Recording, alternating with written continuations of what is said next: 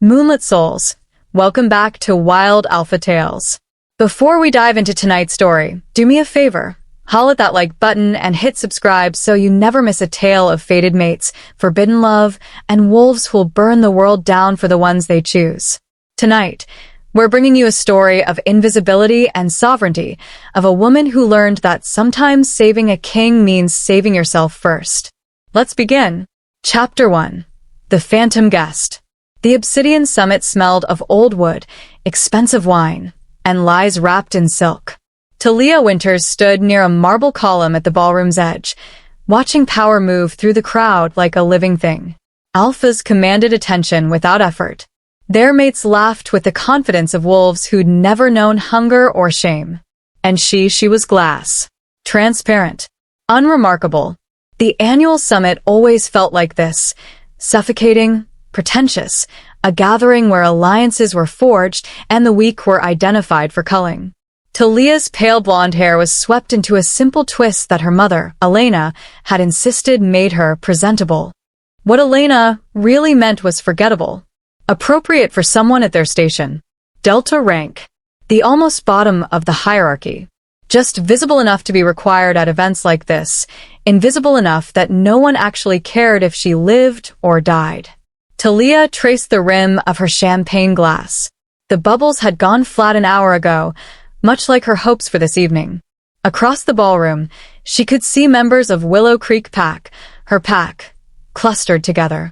Their conversations looked animated, but their eyes held the wariness of wolves who knew they were prey. Willow Creek was dying. Everyone whispered about it. Weak leadership. Declining numbers. Poor territory. Thalia had heard it all before, felt the shame of it settle into her bones like winter cold that never quite left. Still hiding in corners, I see. Thalia didn't need to turn to recognize Seraphine Blackwater's voice. The beta's daughter moved into her line of sight, dark hair perfectly styled, dressed the color of fresh blood. Seraphine had always possessed a talent for making Thalia feel small, even when they were children. Now, with her father's power behind her, she wielded status like a blade. I'm not hiding, Thalia said quietly, keeping her voice even. Just observing. Observing. Seraphine laughed, a sound like breaking glass. Darling, you've been standing in this exact spot for an hour. People are starting to wonder if you're part of the decor. Heat crept up Thalia's neck, but she forced herself to meet Seraphine's gaze. I'm sure people have more important things to wonder about. Do they?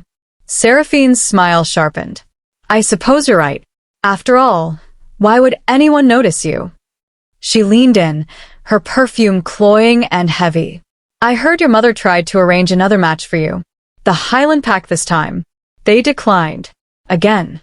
The words landed like physical blows, but Thalia had learned long ago not to let Seraphine see her break. Elena had tried 4 times now to secure some kind of future for her daughter, to find a pack that might accept a woman with no notable bloodline, no special gifts, nothing but a stubborn heart and eyes that saw too much. I'm not interested in arranged matches, Thalia said, proud that her voice didn't shake. Of course not. How convenient. Seraphine's eyes glittered with malice. Though I suppose it's easier to pretend you're being selective when no one's actually selecting you. She drifted away before Thalia could respond, leaving her alone again with her flat champagne and the crushing weight of her own inadequacy. Thalia wanted to leave. I wanted to slip through the garden doors and breathe air that didn't taste like failure.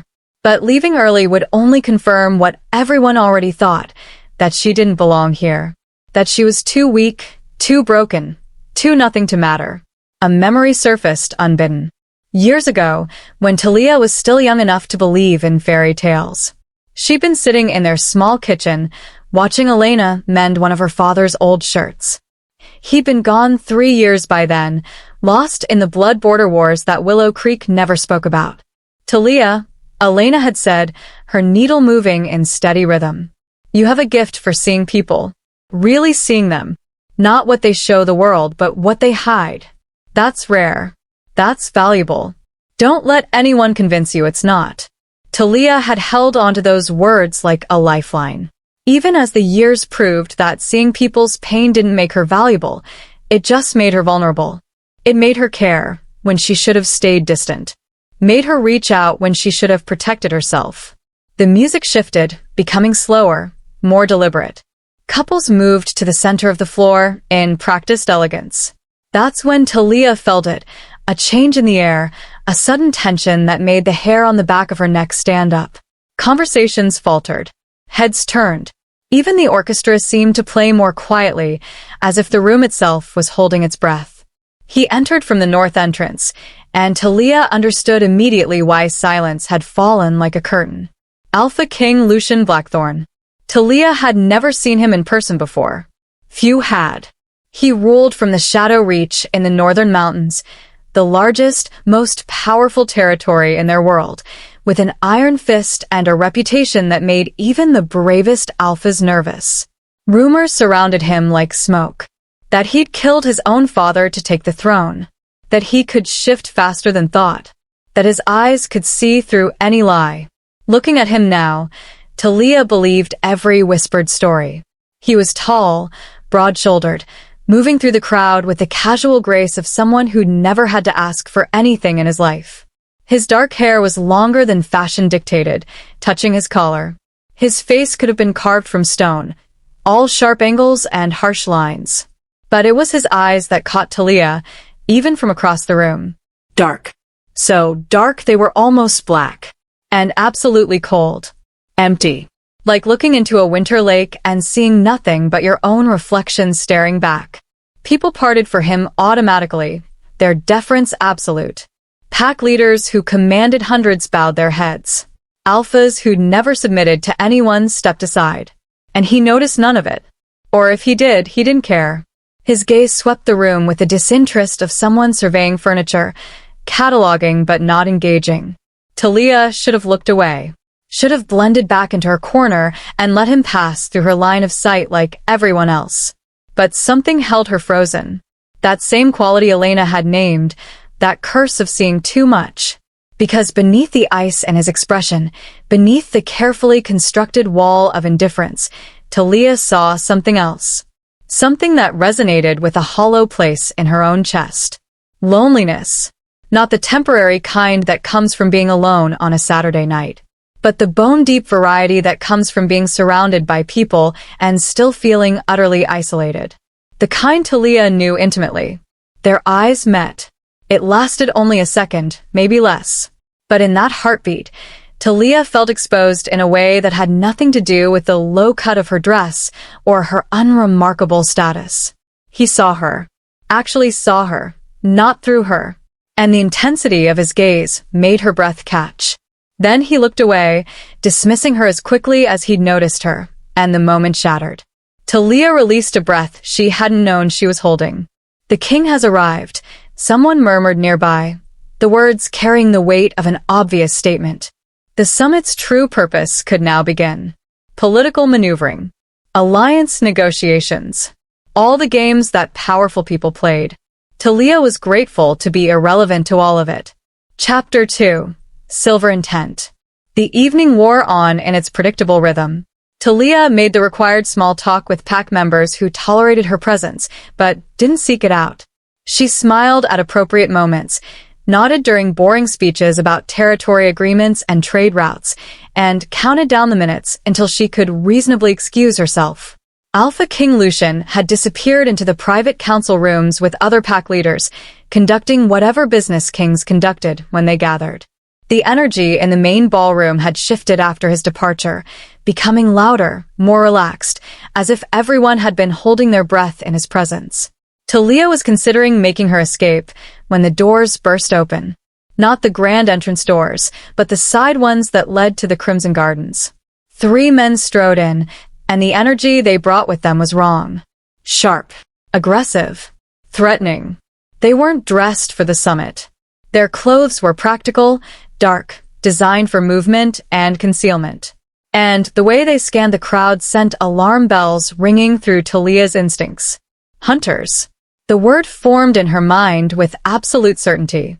Thalia had never encountered them personally, but she'd heard enough stories. Humans who'd learned about their existence and decided wolves were monsters that needed to be eliminated. They were rare, usually disorganized, more nuisance than real threat. But these three moved with military precision, their hands positioned near weapons she couldn't quite see. They were searching for someone. The crowd's chatter continued, oblivious. The music played on. Most people hadn't even noticed the newcomers, too absorbed in their own conversations and politics. But Thalia noticed. And as one of the men's eyes locked onto her, then moved past her to fix on someone, behind her, her blood turned to ice. She turned slowly. Alpha King Lucian stood alone near the terrace doors, his back partially to the room as he gazed out at the gardens. Unguarded. Isolated. The perfect target. Everything happened in slow motion, and too fast at once. Thalia saw the hunter's hand move toward his jacket. Saw the intent written clearly in his expression. Saw the distance between him and the king. Too far for her to cross.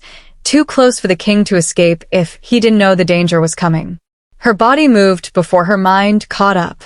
She crossed the distance to the king in stumbling steps, her heart hammering so hard she thought it might break through her ribs. She had no plan, no strategy, just a blind instinct that screamed she had to do something. I had to warn him. Had to. You're in danger. The words left her mouth in a whisper as she reached him, her hand finding his arm. The contact sent a shock through her. His skin was warm through the fabric of his shirt, solid and real. And the power radiating from him made her wolf whimper in submission. But she didn't let go. He turned to face her, those black eyes fixing on her with surprise that quickly shifted to something harder. What? Pretend I'm your mate, Thalia whispered urgently, stepping closer into his space in a way that was completely inappropriate and absolutely necessary. They're hunting you. 3 men, side entrance. Don't look. Just please, trust me. For a heartbeat, she thought he'd push her away. Thought he'd dismiss her as crazy or attention-seeking. But something in her face, in her voice, must have convinced him. Because instead of shoving her aside, his arm came around her waist, pulling her against him with a force that stole her breath. Play along, he murmured, his voice so low only she could hear it. Then louder for anyone watching. There you are, darling. I wondered where you'd gone. His hand splayed against her lower back, the touch burning through the thin fabric of her dress. To anyone observing, they looked like a couple having an intimate conversation. A king with his queen. Nothing unusual or alarming. But Thalia could feel the tension in his body, coiled and ready. Could sense him tracking the threats she'd warned him about without turning his head. How many? He asked, his lips near her ear, the position allowing him to survey the room over her shoulder. 3. Dark clothes, armed. Her voice shook despite her best efforts. They were looking for you specifically. And you decided to involve yourself. It wasn't quite a question, but she answered anyway. Someone had to. His hand tightened fractionally on her waist. Foolish. Probably. A sound that might have been a laugh or might have been something darker rumbled in his chest. What's your name? Thalia. Thalia. He repeated it like he was tasting the word, committing it to memory. I'm going to move us toward the main entrance. Stay close. If anything happens. I know. She did know. If things went wrong, she'd be the first casualty. The weak shield that meant nothing in the grand scheme of things. But she'd made her choice. They moved together, his arms still around her, their steps casual and unhurried despite the danger stalking them through the crowd. Thalia could see the hunters now, tracking them with predatory focus. One had his hand fully inside his jacket. Another whispered into a communication device. They were coordinating. Thalia and Lucian were 10 feet from the main doors when everything fell apart. The first hunter moved with startling speed, closing the distance before Thalia could even process what was happening. Lucian's grip on her shifted instantly, no longer the intimate hold of a lover, but the iron grasp of a protector positioning a liability. He pushed her behind him in one fluid motion, his body becoming a wall between her and the threat. Everyone down. The hunter's voice cracked through the air like a whip, and suddenly the room erupted into chaos. Screams pierced the elegant atmosphere as guests realized what was happening. The orchestra's music died in a discordant screech. Crystal glasses shattered against marble as people scrambled for exits, their formal wear and practiced dignity forgotten in the face of real danger. But Lucian didn't move. He stood perfectly still, radiating a menace so palpable Thalia could taste it on her tongue like copper. The hunter had drawn his weapon now, something silver that gleamed in the chandelier light. Designed specifically for creatures like them. Blessed bullets, probably. The kind that didn't just harm, but poisoned. Made shifting impossible. Turned their greatest strength into agony. The mighty Alpha King. The hunter sneered, his weapon trained on Lucian's chest. His two companions had spread out, flanking them, cutting off escape routes. Not so untouchable after all, are you? Did you really think you could hide among these sheep without us finding you? I wasn't hiding, Lucian replied calmly, almost bored, as if he were discussing the weather rather than staring down his own demise. Hiding implies fear. I don't fear humans. You should. The hunter's finger moved toward the trigger. Your kind has terrorized ours for centuries. Tonight, that ends. Tonight, we cut off the head of the snake. Thalia felt Lucian's muscles coil, preparing to strike. But the angles were wrong. Even with his supernatural speed, even with all his power, he couldn't reach all three hunters before at least one shot landed. And in this crowd, with panicking guests still scrambling for exits, stray bullets would find innocent targets. Her mind raced. The hunters were focused entirely on Lucian, their weapons tracking his every breath. They dismissed her completely, the pale, unremarkable woman cowering behind the monster they'd come to eliminate. In their eyes, she was already a victim. Probably his next meal. Certainly not a threat. They'd made a mistake. Thalia didn't think. Thinking would have made her freeze. Would have reminded her that she was nobody special. That she had no training for this. That her intervention would likely get her killed. Instead, she let instinct take over. That same reckless impulse that had made her approach the king in the first place. She grabbed the champagne bottle from the nearest abandoned table and swung it with every ounce of strength she possessed at the closest hunter's head. The bottle connected with a sickening crack. Glass exploded. The hunter staggered, his weapon discharging wildly toward the ceiling. Plaster rained down as the gunshot echoed like thunder through the grand hall. Everything happened at once. Lucian moved like lightning, like violence given form. He was on the first hunter before the man could recover, disarming him with brutal efficiency. Bones cracked. The weapon skittered across the marble floor. The second hunter tried to adjust his aim, but Lucian was already there. A blur of controlled fury that was both terrifying and mesmerizing to witness. The third hunter, the one who'd spoken, turned his weapon toward Thalia. Time slowed. She saw his eyes. Cold. Calculating. Already convinced of his righteousness. Saw his finger tightening on the trigger. Saw her own demise reflected in the barrel of his gun. Strange, the clarity that came in that moment. Not her life flashing before her eyes, but a simple, quiet observation. I'm about to die, and I never even really lived. Then Lucian was between them, moving faster than should have been possible. And the gunshot that would have ended Thalia buried itself in his shoulder instead. Chapter 3. The King's Blood. Lucian didn't even flinch. His hand closed around the hunter's throat, lifting him off the ground with terrifying ease. The movement was so smooth, so controlled, that it looked almost gentle, until Thalia saw the hunter's face turn purple, his legs kicking uselessly in the air. You pointed a weapon at her, Lucian said, his voice carrying a quality that made Thalia's wolf press flat in submission. Made every instinct scream danger. That was unwise. What happened next, Thalia turned away from. She heard rather than saw. The sounds were enough to know that the threat was being eliminated.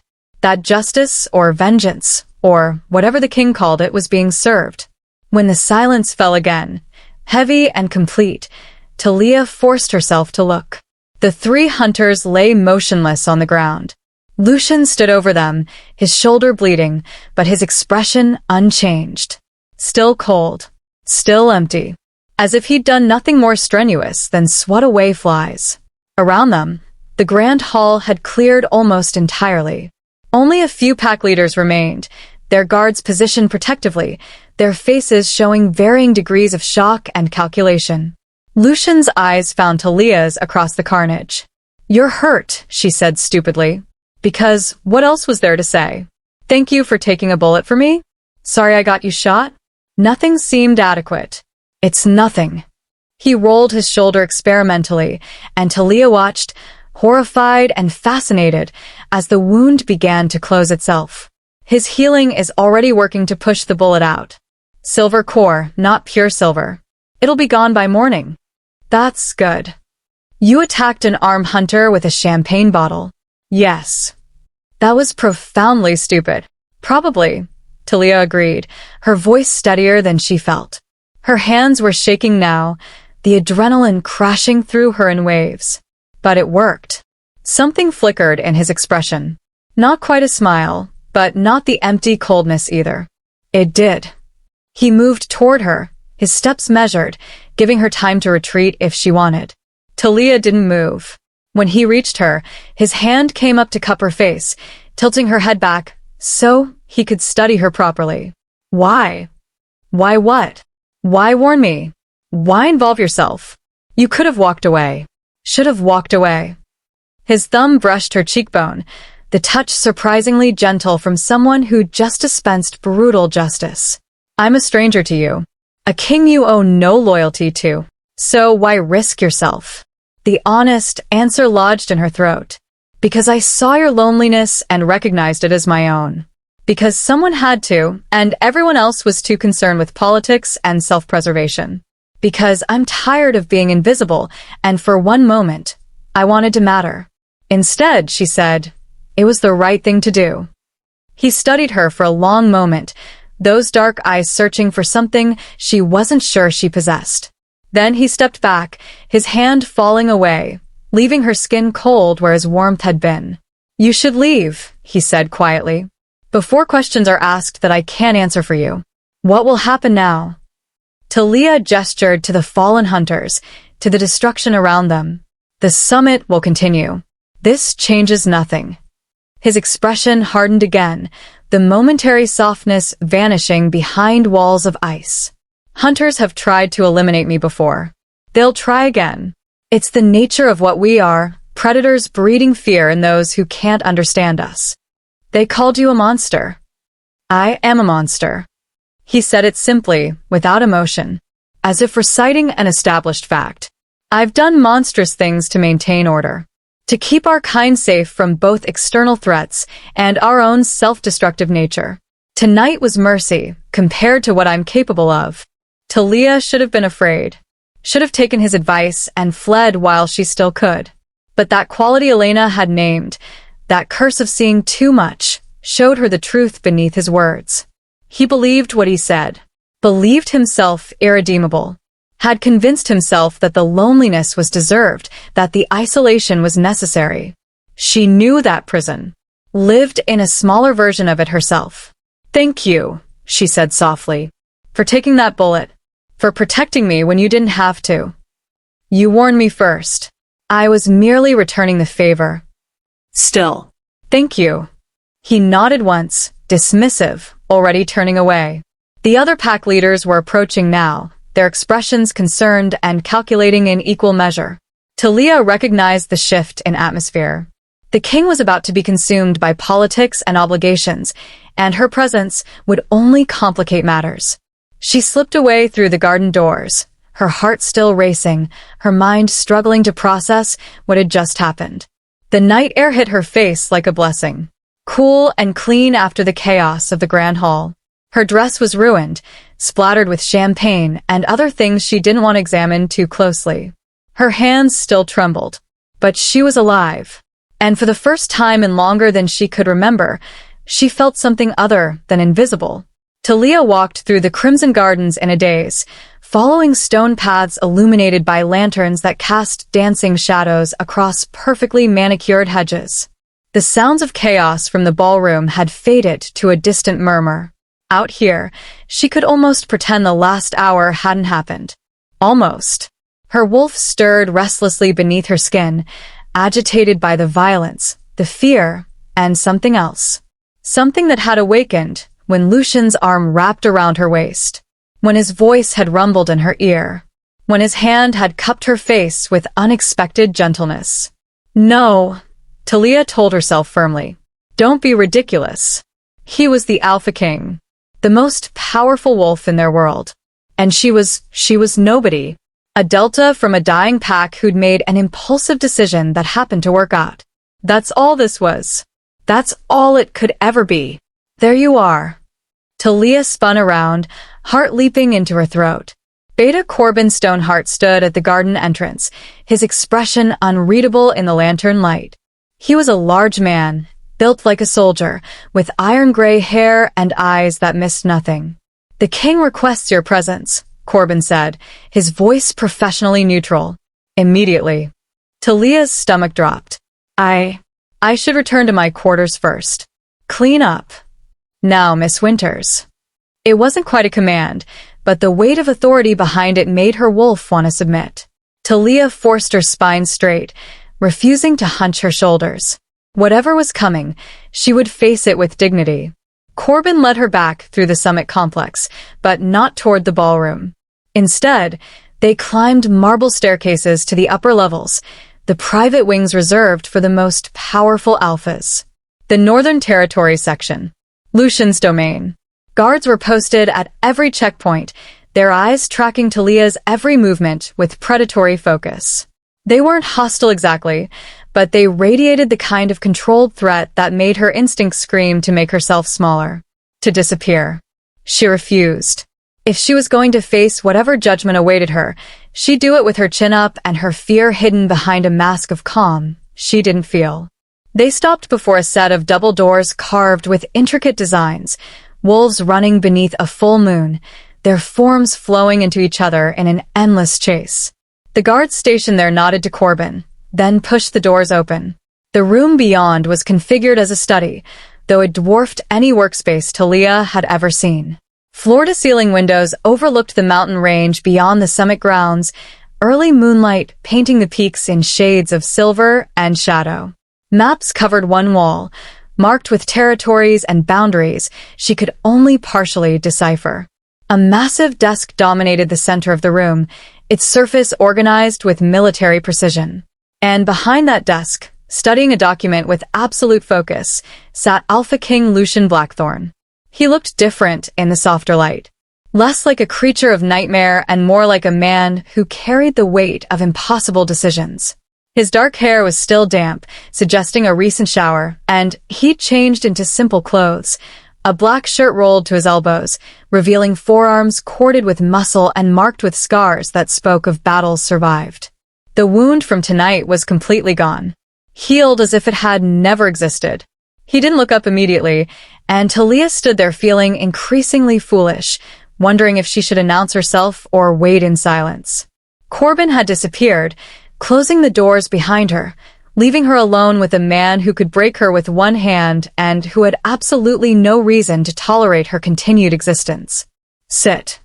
The command was soft, but absolute. Thalia moved to the chair facing his desk, grateful that her legs still functioned despite the trembling that had started in her core. Up close, she could see the shadows under his eyes, suggesting he'd slept as poorly as she had. The document he'd been reviewing bore official seals from multiple packs. Something important, clearly, that her interruption had pulled him away from. He set the paper aside and finally met her gaze. The impact of his full attention was staggering. Those dark eyes held intelligence and calculation, but also something she hadn't expected. Curiosity. He studied her the way a scholar might examine an unexpected variable in a familiar equation, trying to determine if she was significant or merely anomalous. Thalia Winters. He spoke her name with the same careful pronunciation he'd used earlier, like he was committing it to memory. Do you know why you're here? To be questioned about tonight? Partially. He leaned back in his chair, his posture deceptively relaxed. Tell me what you remember. Everything from the moment you first noticed the hunters. So she did. Thalia recounted the evening in as much detail as she could recall. The timing of the hunters' arrival. Their positioning. The way they'd scanned the crowd with clear intent. She described her decision to approach him, though she couldn't adequately explain the impulse that had driven her. When she reached the part where she'd attacked the hunter with the bottle, something that might have been amusement flickered across his expression. "You have no combat training," he observed. It wasn't a question. None. No special abilities? Enhanced strength? Prophetic visions? Anything that might explain your actions. "I'm completely ordinary," Thalia said, and hated how the words tasted like failure on her tongue. "No gifts, no notable bloodline. Just aware, I suppose. I notice things other people miss." "You noticed an ambush that 3 dozen trained warriors failed to detect." He tilted his head slightly, studying her from a new angle. "That's considerably more than ordinary. They weren't looking for it. Everyone was too focused on politics and alliances. The hunters were wrong, out of place. It was obvious if you were paying attention. And you were paying attention." It wasn't a question, but Thalia nodded anyway. Lucian stood, moving around the desk with fluid grace, and Thalia fought the urge to press back into her chair as he approached. He stopped a few feet away, close enough that she had to tilt her head back to maintain eye contact. "Why? Why was I paying attention? Why do you notice things others miss? Why involve yourself when doing nothing would have been safer? Why risk yourself for a stranger?" His voice dropped lower, more intense. "Why do you care?" The questions hit like arrows, each one finding a tender place she'd tried to protect. Because caring was all she knew how to do, even when it hurt her. Because being invisible meant watching the world unfold around her, learning to read the spaces between words and actions. Because loneliness taught observation the way hunger taught hunting. "Someone had to," she said finally, the same inadequate answer she'd given before. "No." He moved closer, and now she could smell him, pine and snow and something wild that made her wolf stir with interest and caution in equal measure. Someone had to mean everyone should. "You're not everyone, Thalia. You're one small woman from a struggling pack with everything to lose and nothing to gain. Try again." "I don't have a better answer." Her hands clenched in her lap, frustration bleeding through. "I saw you were in danger, and I reacted.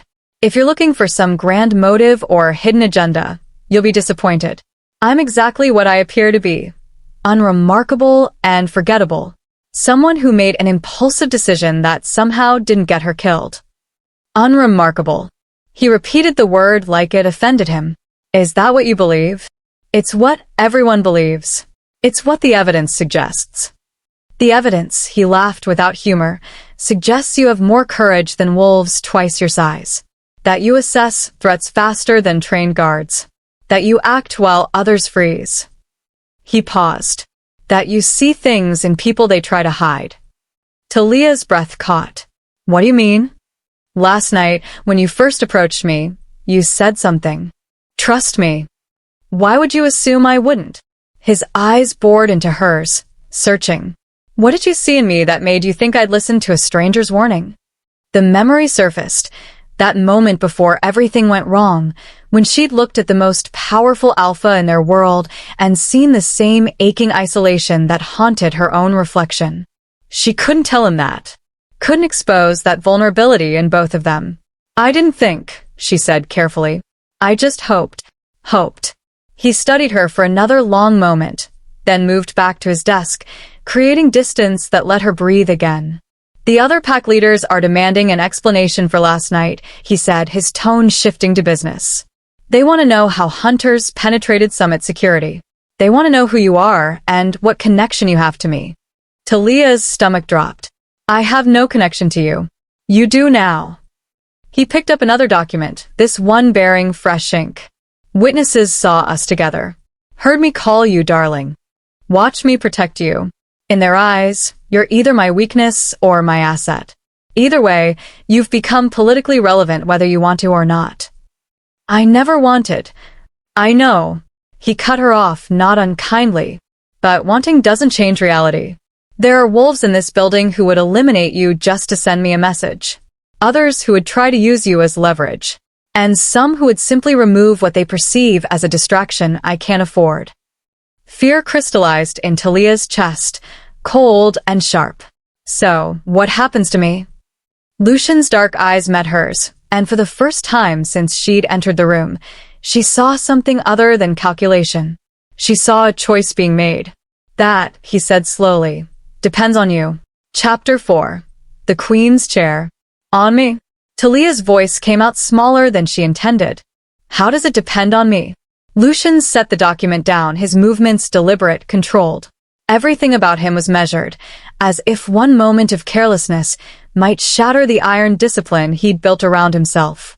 I can send you back to your pack with a story that diminishes your involvement, he said. Make you forgettable again. Erase the connection in everyone's minds. You'd be safe. Invisible. Exactly what you claim to want.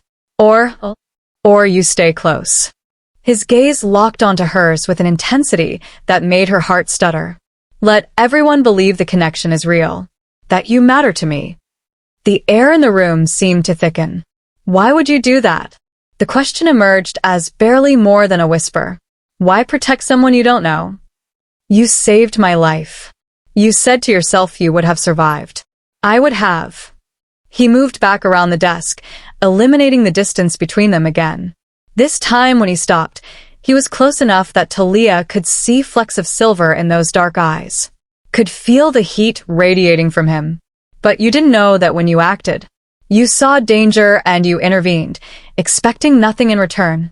That kind of selflessness is rare. In my world, everyone wants something. Everyone has an angle. He paused. Except you. Maybe I'm just better at hiding my motives. You're terrible at hiding anything. A ghost of a smile touched his lips. Your face shows everything you're thinking right now. You're terrified, but trying not to show it. You want to run, but you're forcing yourself to stay. You think I'm offering you a cage disguised as protection. He wasn't wrong. If I stay, Thalia said slowly, what would you expect from me? The truth. Always. His hand lifted, hovering near her face, but not quite touching. I'm surrounded by wolves who tell me what they think I want to hear. Who calculates every word for maximum advantage. You don't do that. You speak plainly. Act honestly. That's worth more than you realize. I'm not brave, Thalia confessed. Last night was, I don't know what it was. Madness, maybe. I can't promise I'd be useful to you. You already have been. His hand finally made contact, his fingers gentle against her jaw, tilting her face up. And bravery isn't the absence of fear, Thalia. It's acting despite it. You've already proven you can do that. The door burst open. They sprang apart like guilty children, though they'd been doing nothing wrong. Corbin entered without announcement, his expression tight, with barely contained fury. My king, his voice dripped with false courtesy. I apologize for the interruption, but the council is convening early. They're demanding your presence. Something about last night requiring immediate attention. Tell them I'll be there shortly. They were quite insistent. Corbin's eyes slid to Thalia, assessment and dismissal in one glance. Shall I escort your guest out while you prepare? No. The king's voice hardened, dropping several degrees. Thalia stays. My king, surely it's inappropriate for a pack member of such low standing to be present during council matters. I don't recall asking your opinion on what's appropriate, Beta. The temperature in the room seemed to drop 10 degrees. When I want your input, I'll request it. Until then, your job is to follow orders. Am I clear? Corbin's jaw clenched, but he bowed his head. Crystal, my king. Good. Now leave us. The Beta retreated, but not before shooting Thalia, a look that promised this wasn't over. When the door closed behind him, she released a breath she hadn't known she was holding. He hates me, Thalia observed. He doesn't know you well enough to hate you. Lucian moved to a cabinet, extracting a folder marked with red seals. Classified information, clearly. He hates what you represent. Change. Disruption. Someone who hasn't been properly vetted entering my circle. And you don't care about that? I value effectiveness. Results. Loyalty earned rather than demanded. He turned back to her, folder in hand. The council is going to ask about you. About last night. I need to know, can you handle that kind of scrutiny? The questions will be invasive. The wolves asking them will be looking for any sign of weakness. Thalia's throat felt dry. I don't know. Honest answer. Something like approval flickered in his expression. Here's what I propose. You accompany me to the council meeting. Not as a participant, but as an observer. Let them see that I value your presence. After that, you decide. Stay under my protection, or return to your pack with a cover story that keeps you safe. You'd let me choose? I'm not in the habit of keeping anyone against their will, Thalia. His voice softened slightly. Whatever you decide, I'll honor it. But decide knowing that if you walk away, I can't protect you from the consequences of last night. And there will be consequences. It wasn't really a choice then. Stay and face danger head-on, or leave and face it alone. Thalia thought of Elena's frightened face that morning. Thought of her small room in Willow Creek territory. Thought of Seraphine's cruel words and a lifetime of being invisible. Of watching important things happen to other people while she remained safely, miserably irrelevant. I'll stay, she said. For now. The king's smile was small but genuine. Then, let's go remind the council why questioning my judgment is inadvisable. He offered his arm like a gentleman escorting a lady to dinner, rather than a king bringing an outsider to a meeting of the most powerful wolves in their world. Thalia hesitated only a moment before taking it, feeling the strength in him, the barely contained power that thrummed beneath his skin. As they left the study and moved through corridors now crowded with curious onlookers, Thalia realized she'd just made a decision that would change everything. There was no going back to invisible after this. No returning to the safety of obscurity. For better or worse, she'd chosen to matter. The council chamber was built to intimidate. Circular, with tiered seating that rose toward a domed ceiling painted with constellations. It reminded Thalia of ancient amphitheaters where gladiators fought for their lives while spectators judged from safety. Except here, the spectators were alpha pack leaders, their betas and advisors, representatives from the oldest bloodlines. Wolves who commanded thousands and answered to no one except the king whose arm she still clutched like a lifeline. Every eye turned to them as they entered. The weight of their collective attention was suffocating. Thalia felt her wolf press flat in submission, overwhelmed by the concentrated power in this room. These weren't ordinary wolves playing at authority. These were the apex predators of their world. And she was a field mouse who'd somehow wandered into their den. Lucian's hand covered hers where it rested on his arm, a subtle squeeze of reassurance or warning. She couldn't tell which. His expression remained impassive as he guided her to the center of the chamber, where two chairs sat elevated above the rest. One was clearly his, massive, carved from dark wood, bearing the Northern Territory's crest of a wolf beneath winter stars. The other was smaller but no less ornate, positioned slightly behind and to the right of his. A queen's chair. Thalia's steps faltered. Lucian felt the hesitation and leaned close, his voice for her ears only. Sit. Say nothing unless directly addressed. And Thalia, don't show fear. They can smell it and they will use it. She wanted to tell him she was drowning in fear. That every instinct screamed at her to run, to hide, to make herself small enough that these predators might forget she existed. Instead, she lifted her chin and moved to the smaller chair, settling into it with as much grace as she could manufacture. The king took his seat beside her, and the room seemed to exhale collectively. We are convened. Lucian's voice carried effortlessly through the chamber, silencing the whispers that had started the moment they entered. I understand there are concerns about last night's incident. Speak freely. A woman rose from the second tier. Silver-haired, elegant, wearing authority like a second skin.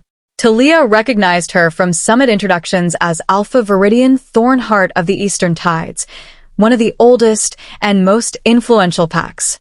Her eyes, sharp as broken glass, fixed on Thalia before sliding to the king. Your Majesty, Viridian's voice was cultured, precise.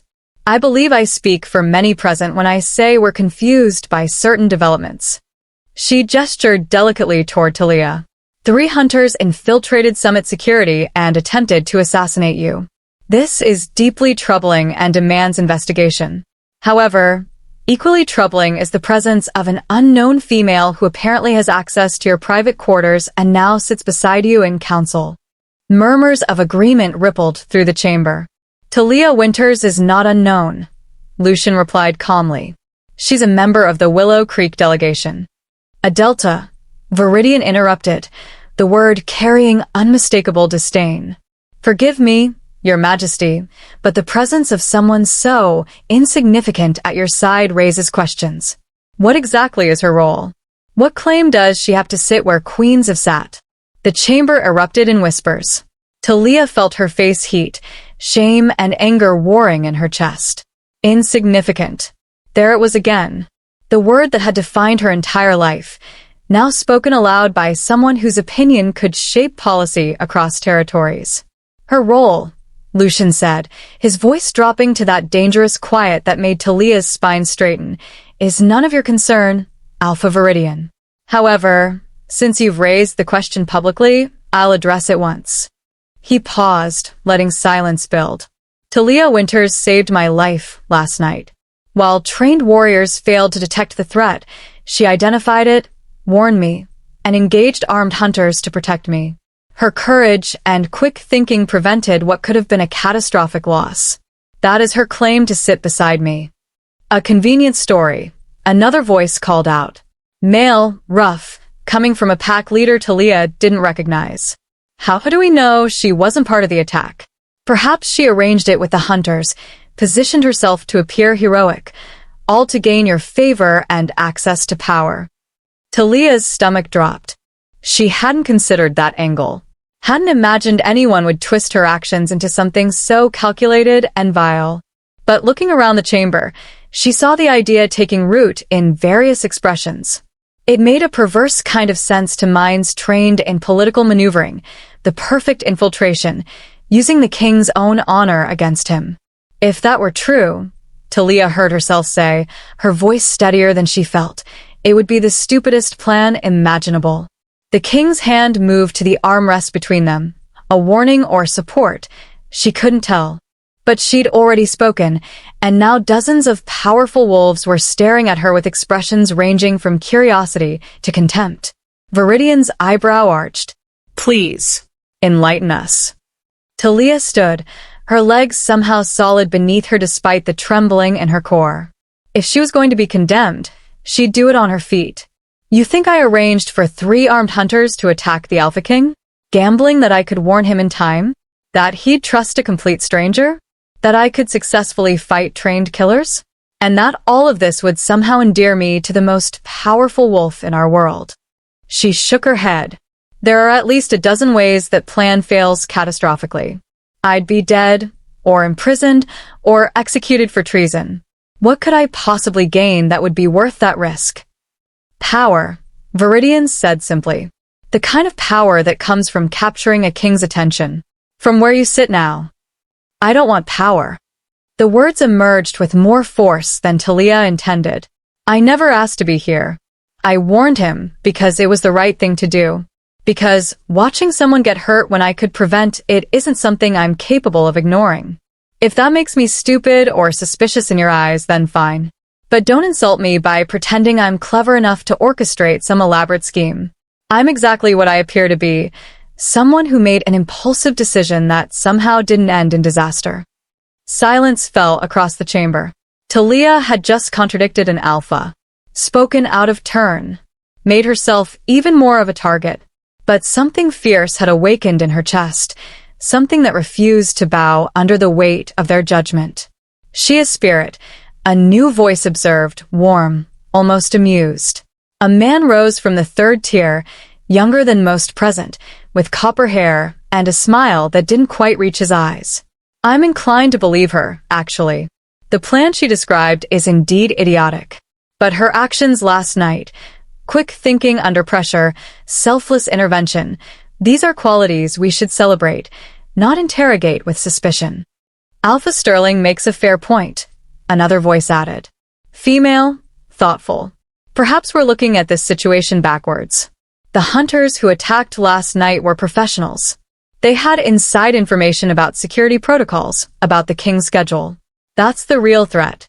Not this girl, who happened to notice what our own guards missed. The tide was shifting. Thalia could feel it.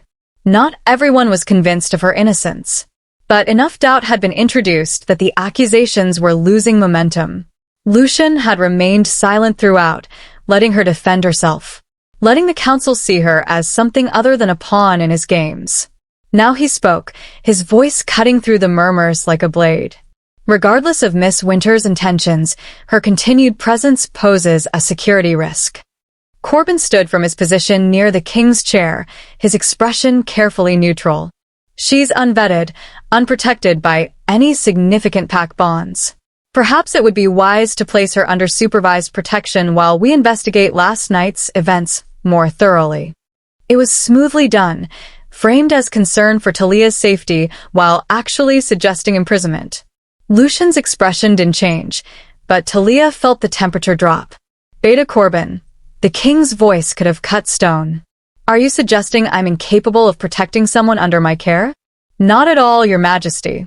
I merely suggest that spreading our resources to guard an outsider might be unwise when threats clearly exist within our own ranks. Then let me be perfectly clear. Lucian stood, and every wolf in the chamber responded instinctively, straightening, paying attention, submitting to the dominance rolling off him in waves. Thalia Winters is under my direct protection. Anyone who threatens her, questions her loyalty without evidence, or attempts to remove her from my presence will answer to me personally. Her safety is now a matter of my honor. Is that understood? The declaration rippled through the chamber like a shockwave. By tying his honor to her protection, he'd made Thalia untouchable. But he'd also made her a symbol, a test of his authority. Challenging her now meant challenging him directly. Viridian's expression tightened, but she bowed her head. Understood, Your Majesty. Others echoed the acknowledgement, though not all looked pleased about it. Thalia saw calculation in various faces, wolves already planning how to use this new dynamic to their advantage. The king wasn't finished. Now, regarding last night's actual security failure, Alpha Sterling, your pack oversees summit protection this year. Explain how 3 hunters entered undetected. Sterling's easy smile faded. We're investigating, Your Majesty. Preliminary evidence suggests they had help from the inside. Someone with access to patrol schedules and checkpoint rotations. A traitor. The word hung heavy in the air. In your ranks or elsewhere? We don't know yet. The hunters themselves provided no useful information before they expired. Meaning Lucian had killed them too quickly for interrogation. Thalia remembered the sounds from last night, the finality of it, and suppressed a shiver. Find them, the king commanded. I want every pack member who had access to security protocols investigated. I want communications monitored. I want the traitor's identity within 48 hours. And if the investigation points to multiple packs? Viridian asked carefully. If this conspiracy extends beyond summit security, then we have a bigger problem than 3 dead hunters. Lucian's eyes swept the chamber. Someone in this room, or someone they trust, wanted me eliminated. Until we know who, everyone is suspect. Council sessions will continue under enhanced security. Pack delegations will be confined to their assigned territories except during official events. And any pack leader who objects to these restrictions can consider their loyalty questioned. It was a lockdown disguised as protocol. Smart. It trapped the conspirators by limiting their movements and communications. But it was also dangerous. Caged predators became desperate predators. The session continued for another hour, devolving into logistics and arguments about security measures.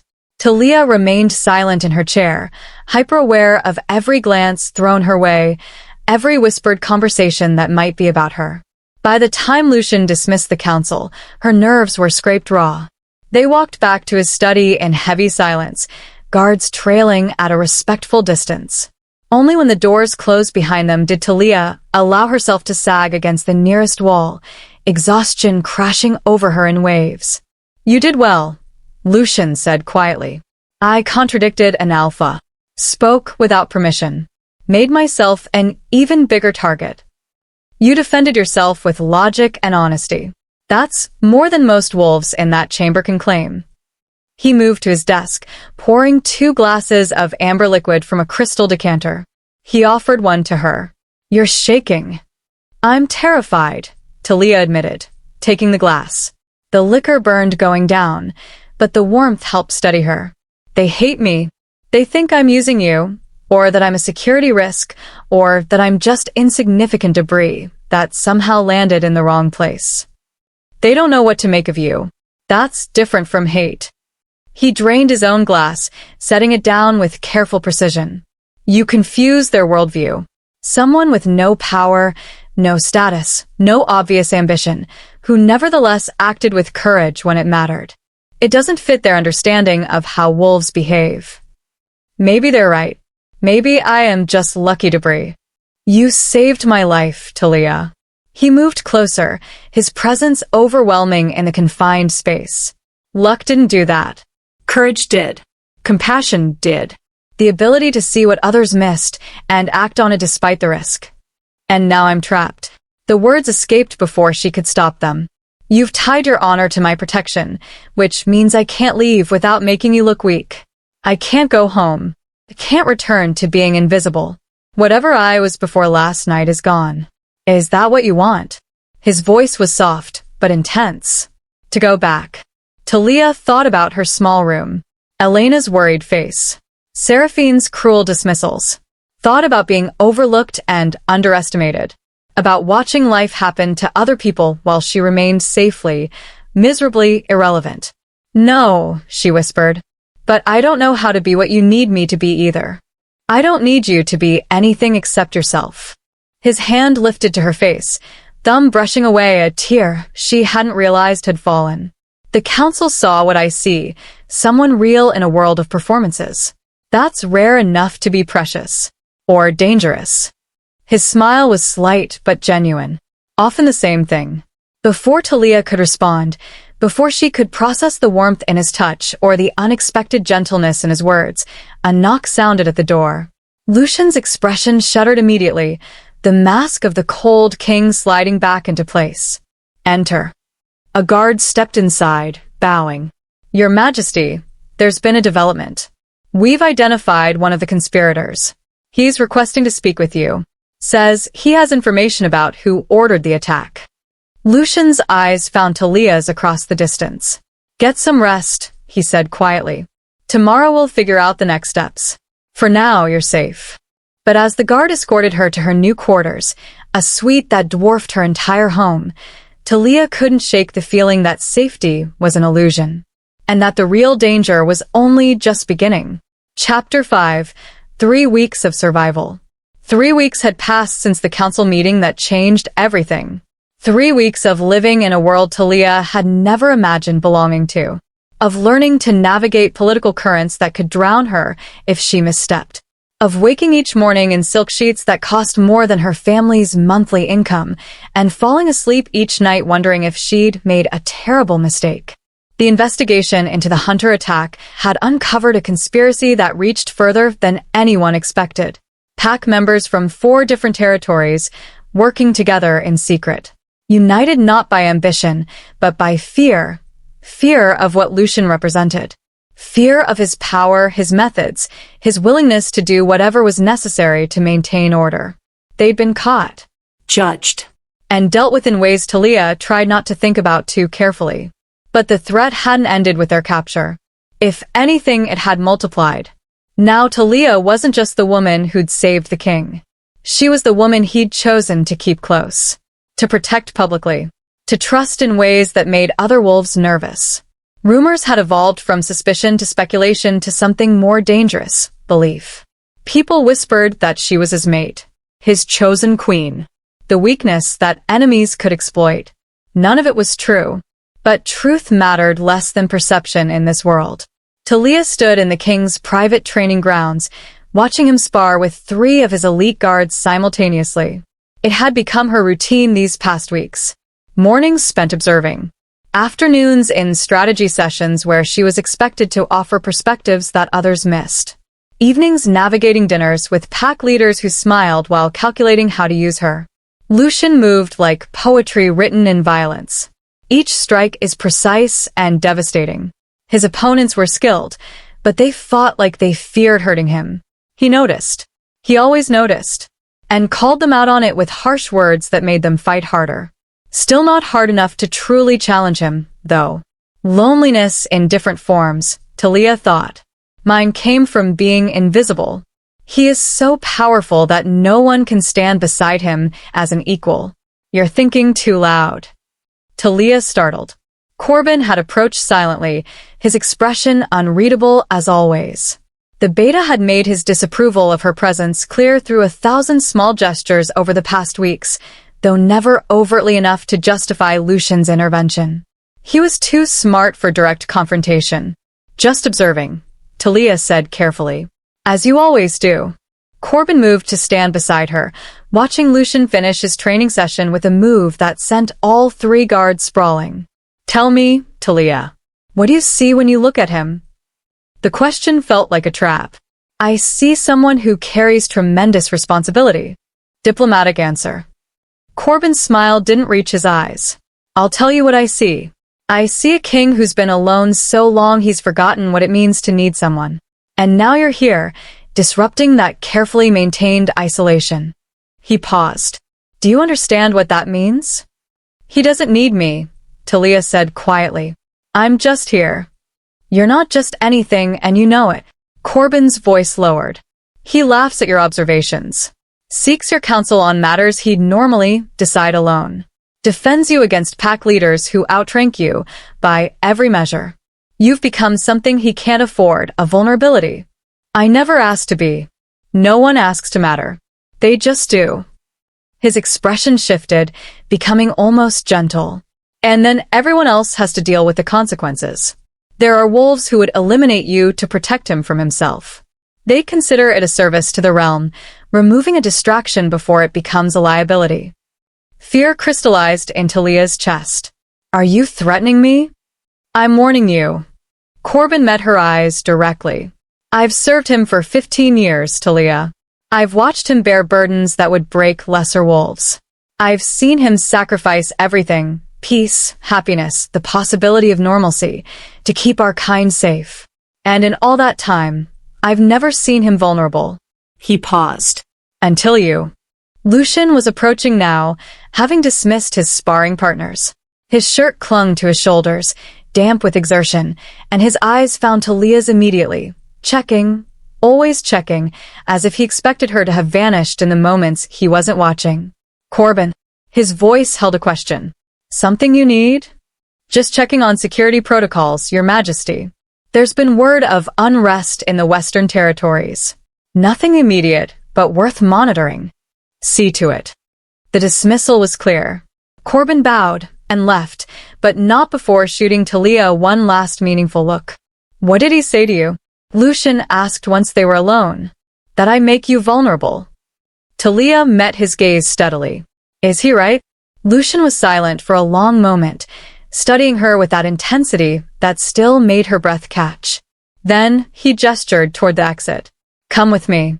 There's something I want to show you. He led her through corridors she'd never explored, down stone steps that descended deep beneath the summit complex.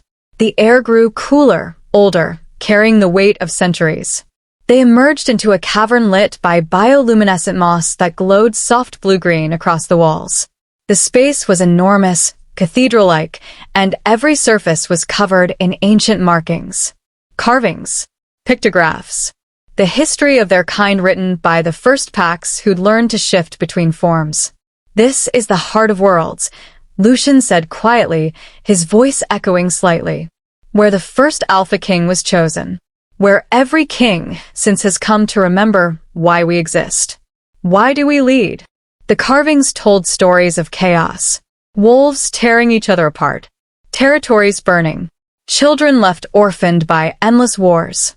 And then a single figure emerged, strong enough to command peace, wise enough to enforce it without destroying the freedom that made wolves what they were. We exist to prevent this. Lucian's hand traced one of the carvings, a mother grieving over fallen pups. To be strong enough that others don't have to be. To carry the burden of violence so our people can live without fear of it. He turned to face her. That's why I can't afford vulnerabilities, Thalia. Not because I fear for myself, but because if enemies can hurt me through someone I care about, everything I've built becomes fragile. Then send me away. The words hurt to speak, but Thalia forced them out. If I'm a weakness, eliminate me from the equation. Let me go home. I tried. His admission was so soft she almost missed it. That first night after the council meeting, I told myself you'd served your purpose, saved my life, been rewarded with protection, could now return to your pack safely. I drafted the orders, had Corbin prepare the escort. What stopped you? You did. He moved closer, close enough that she could feel the heat radiating from him, smell the wild scent that made her wolf whimper with want and submission. You stood in that council chamber and defended yourself with nothing but honesty. You didn't try to manipulate or seduce or play the political games everyone expected. You were just real. He paused, and I realized I couldn't remember the last time anyone had been real with me. Thalia's heart hammered against her ribs. So, what am I to you? Really? I don't know. The confession seemed torn from him. I've never had this. Never wanted it. Caring about someone beyond their tactical value or political utility. It's not something kings are supposed to do. We're supposed to love our people collectively, not individually. Supposed to see the greater good, not one woman with pale hair and eyes that see too much. You barely know me. I know you attacked armed hunters to protect a stranger. I know you speak the truth when lies would be easier. I know you watch people the way I watch territories, looking for the hidden dangers, the unspoken needs. His hand lifted to her face, cupping her jaw with surprising gentleness. I know that when you're near, the loneliness that's been my constant companion for 15 years fades. And that terrifies me more than any hunter or conspiracy ever could. Because it makes you vulnerable. Because it makes me hope. His thumb brushed her cheekbone. And hope is the most dangerous thing a king can feel. Thalia should have stepped back. Should have maintained the distance that kept them both safe.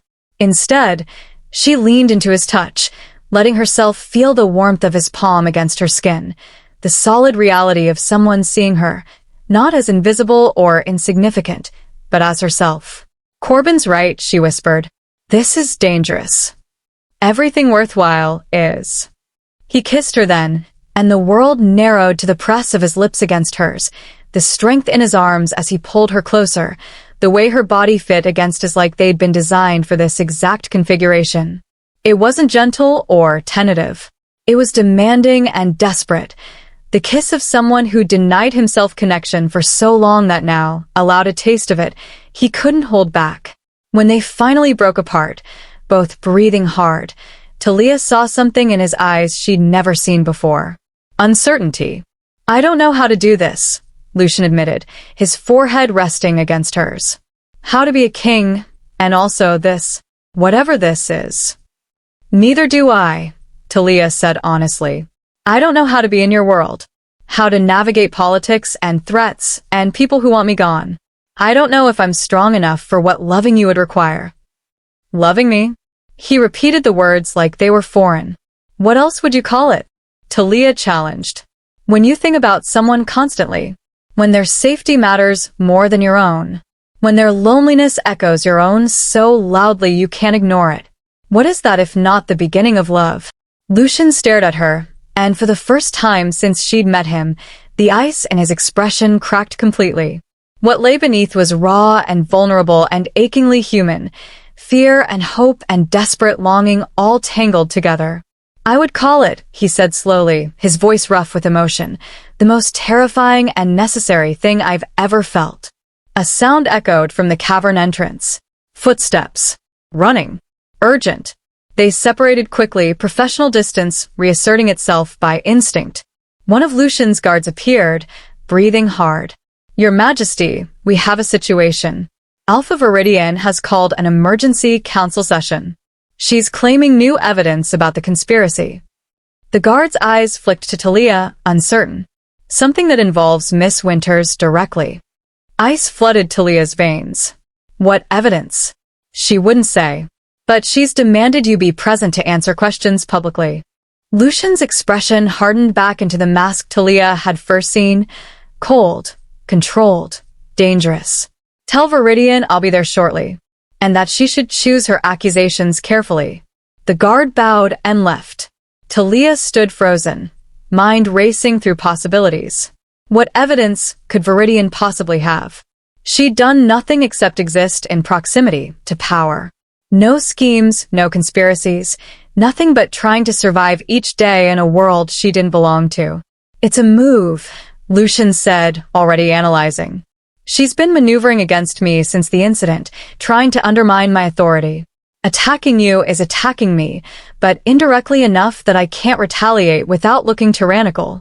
So, what do? We face it. His hand found hers, squeezed once. Brief contact that sent warmth through her despite the fear. Together. Whatever she has, whatever she claims, we face it and we survive it. That's what we do now. But as they walked back toward the council chamber, Thalia couldn't shake the feeling that something was about to break. That the fragile peace they'd built over 3 weeks was about to shatter. And that this time, honesty might not be enough to save her. The council chamber felt different this time. Charged with anticipation. Predatory excitement poorly masked as concern.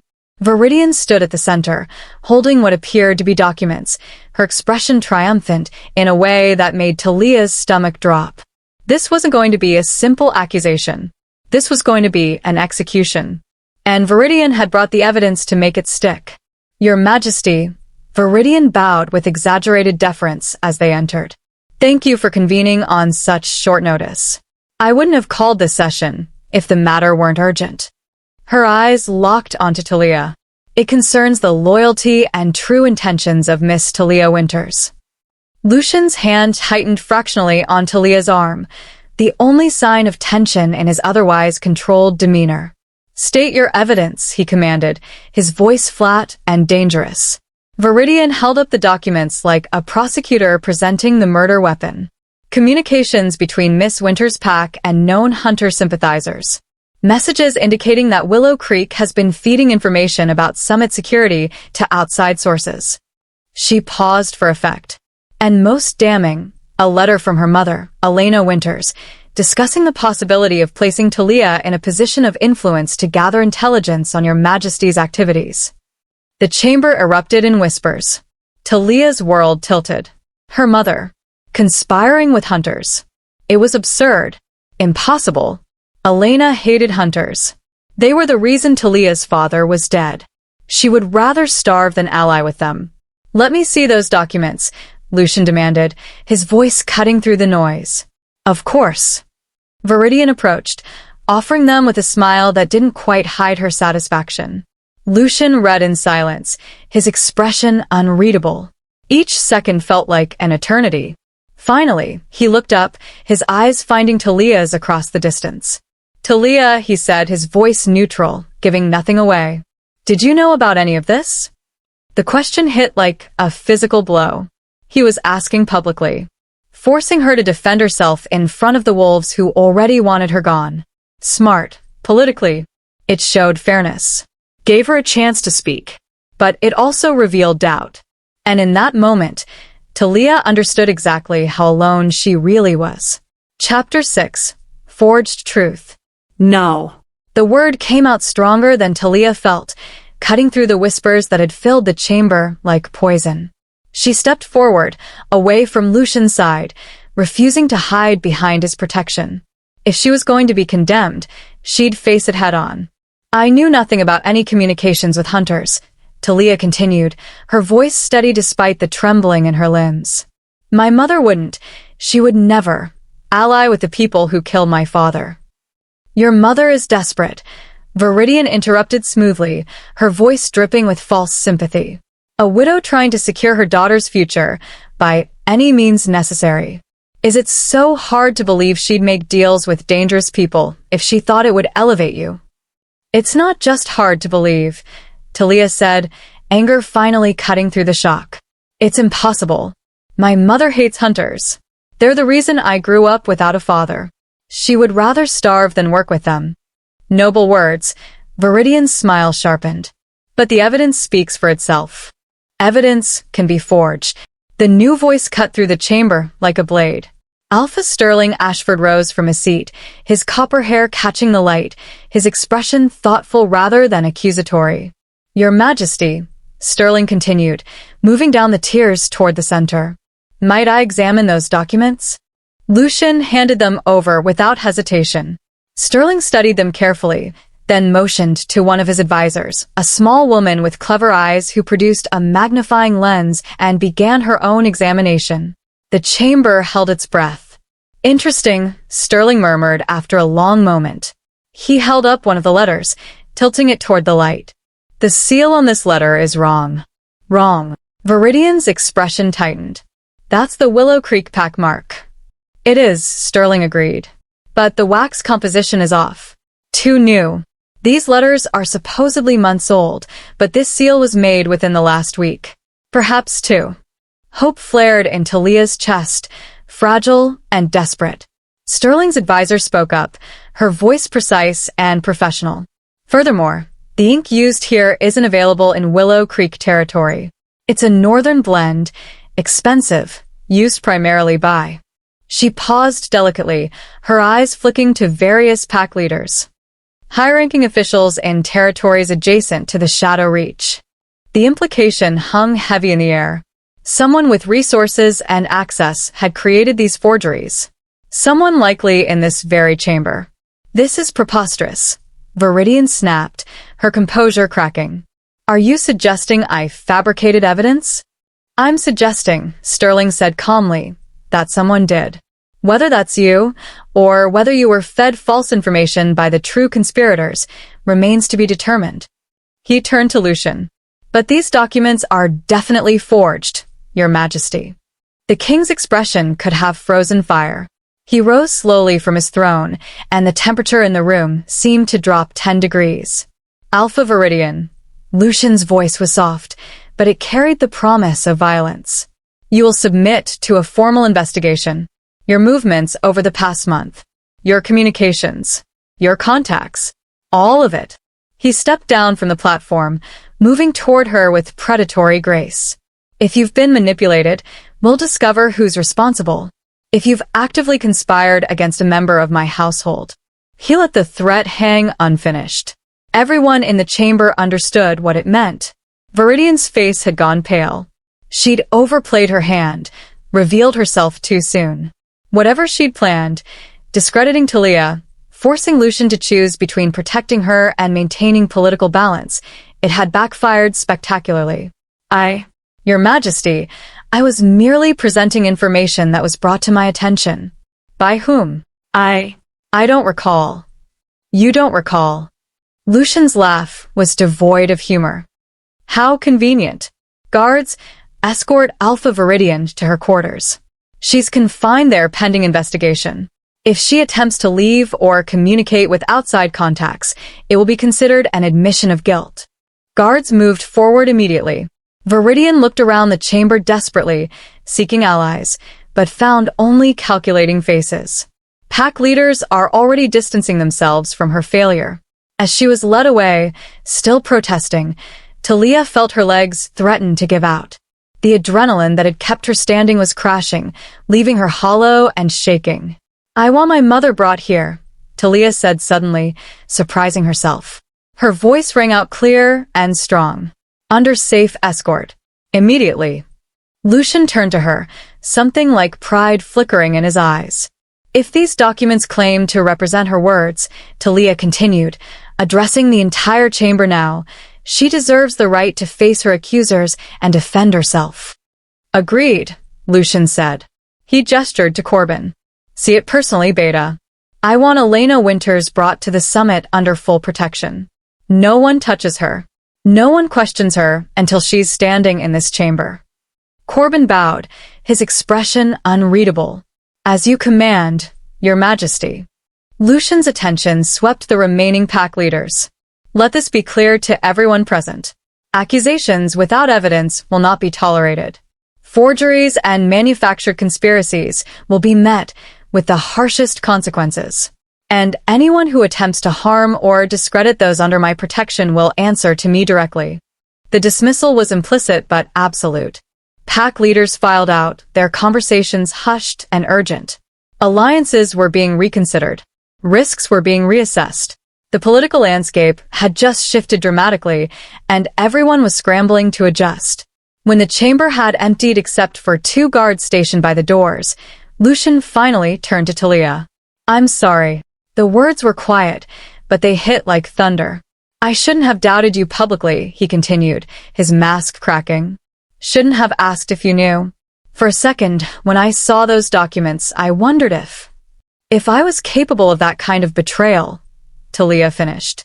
The hurt was real, but so was her understanding. "I know. You've been lied to and manipulated by people you trusted for years.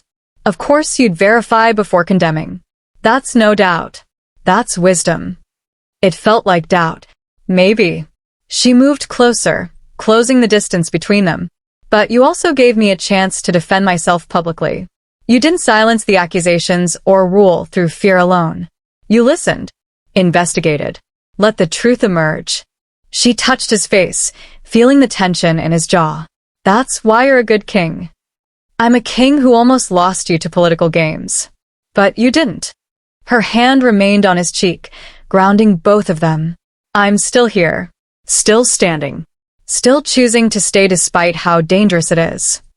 Why? The question was agonizing. Why stay when leaving would be safer? "Because loneliness kills slowly," Thalia said simply. "And I'm tired of dying that way. I'd rather face danger with you than safety without you." Lucian pulled her into his arms, holding her with a desperation that spoke of fear finally released. She felt him trembling, this powerful king who could break mountains, shaking because he'd almost lost something he didn't know he needed. "Your mother will be here tomorrow," he said after a long moment, his voice muffled against her hair. "We'll clear her name publicly. Expose whoever created those forgeries. And then, he pulled back enough to meet her eyes. And then we figure out how to be a king who loves someone and a woman who loves a king. Together. However messy and complicated that becomes." "It will be very messy," Thalia warned. "I'm counting on it." The guard by the door shifted uncomfortably, trying to pretend he wasn't witnessing his king's vulnerability. Lucian noticed and stepped back slightly, reasserting some professional distance. But his hand found Thalia's, their fingers intertwining. A small gesture. A private promise. Together. Thalia Winters arrived the next morning under heavy escort, looking terrified and confused in equal measure. Thalia met her in the private receiving room, throwing her arms around her mother before either of them could speak. "I didn't," Elena said immediately, her voice breaking. "Whatever they're saying, Thalia, I didn't. I would never." "I know, mother. I know." Thalia held her tighter.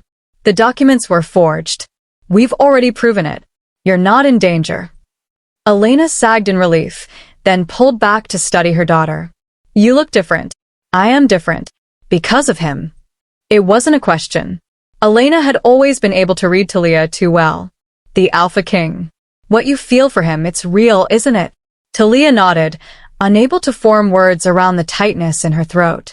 "Oh, my darling girl."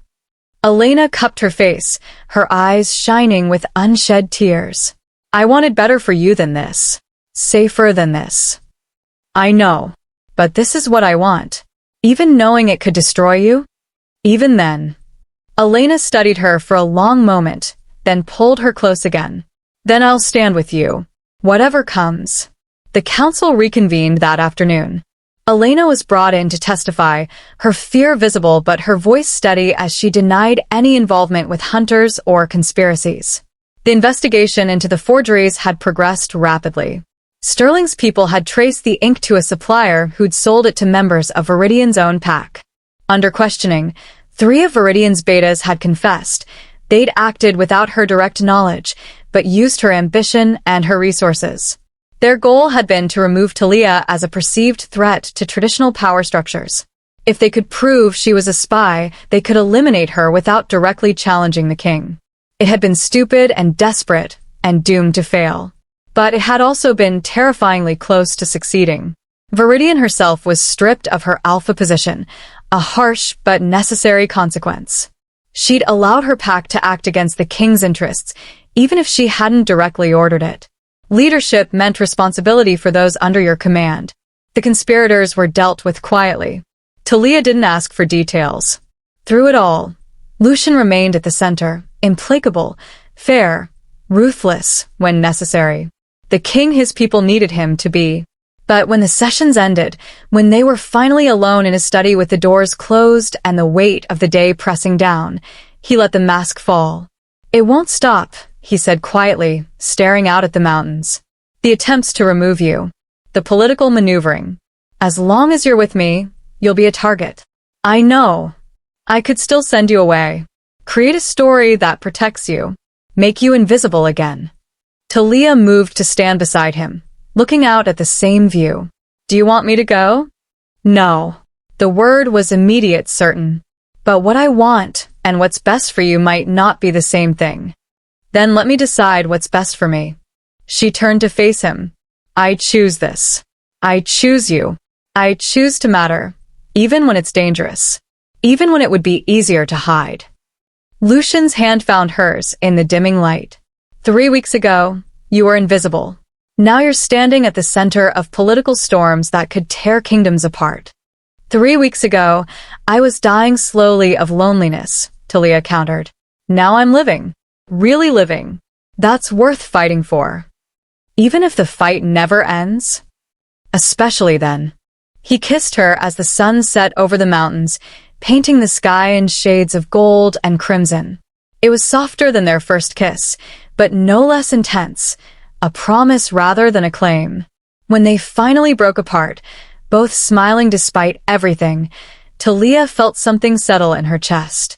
Not certainty, not safe, but belonging. For the first time in her life, she belonged somewhere. Not to a place, but to a person. And he belonged to her in return. Whatever came next, more conspiracies, more political battles, more wolves who wanted her gone, they would face it together. And that made all the difference. Chapter 7. The Weight of Crowns. 2 weeks after Viridian's fall, the summit finally began to wind down. Pack delegations prepared to return to their territories. Alliances had been forged and broken, trade agreements signed, and the political landscape had been irreversibly altered.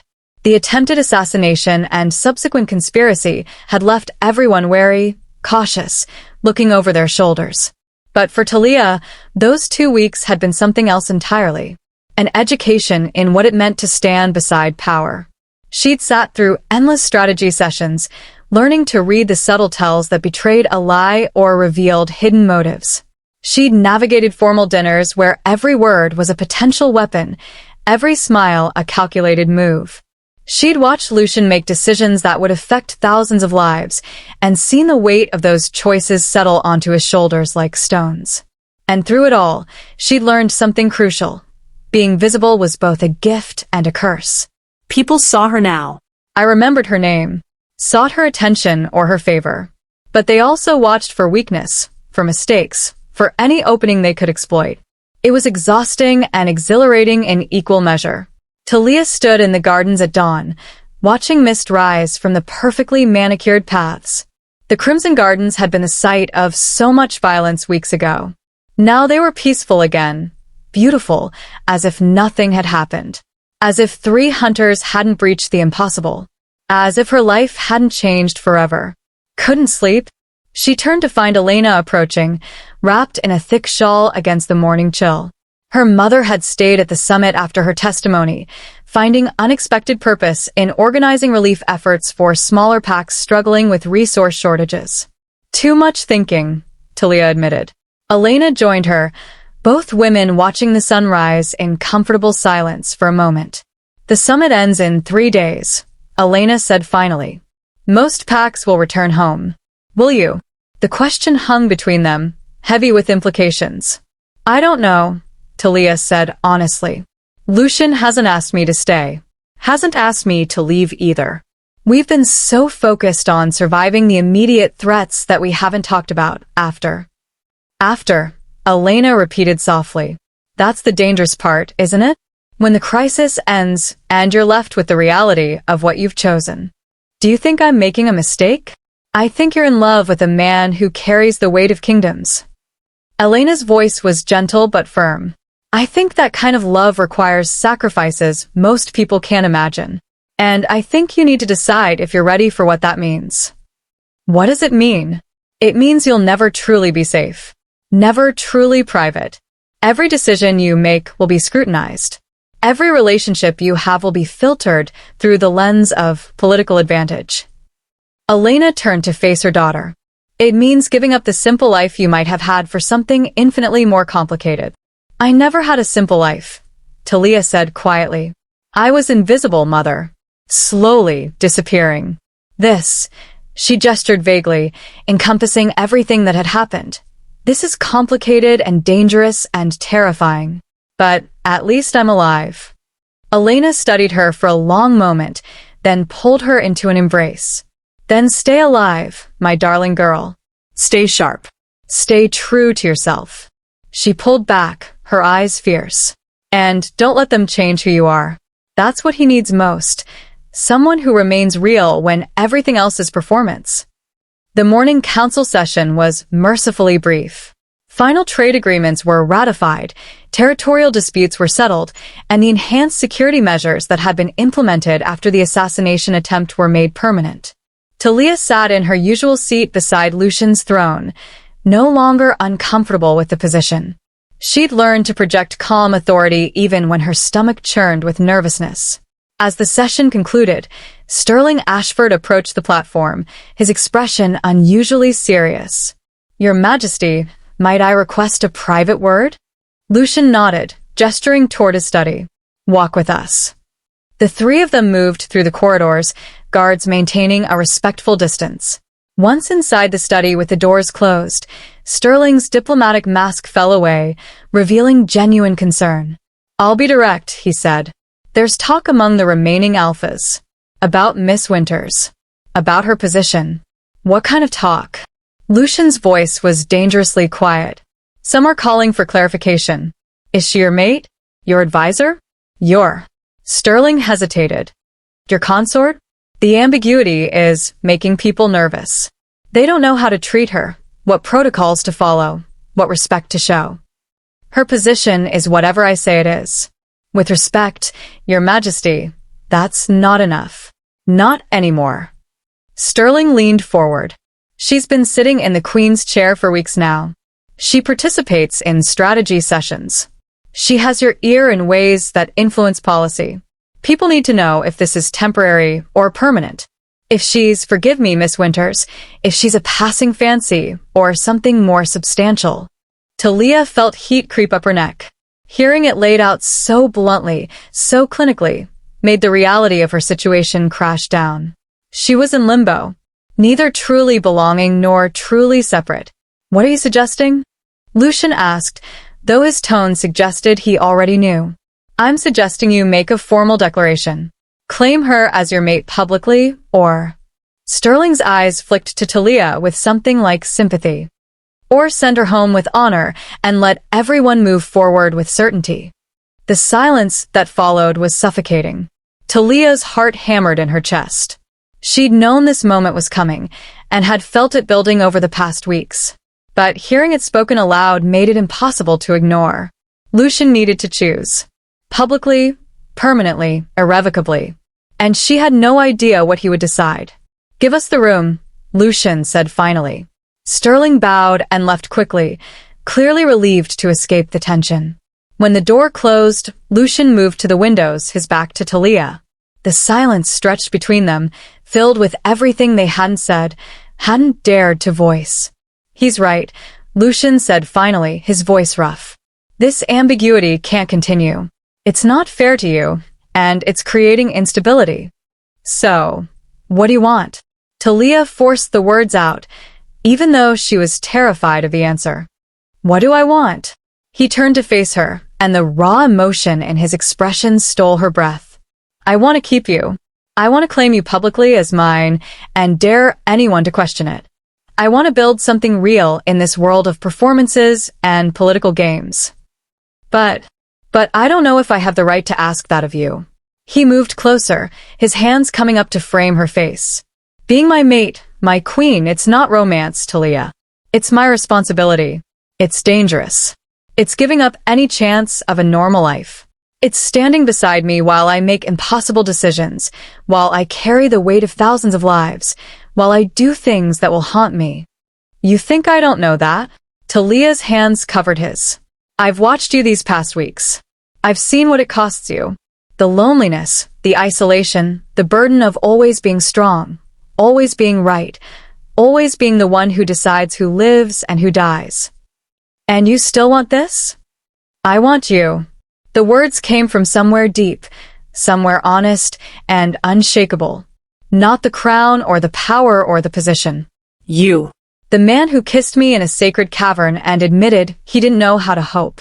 The man who protects me even when it complicates his politics. The man who's been alone so long, he forgot what it felt like to be seen. Lucian's thumb brushed her cheek, catching a tear she hadn't realized had fallen. If I claim you as my mate, there's no going back. The bond will be permanent. You'll be bound to me, to my fate, to whatever future awaits the shadow reach. I know. You'll be a target. Forever. Every enemy I have will see you as a weapon they can use against me. I know.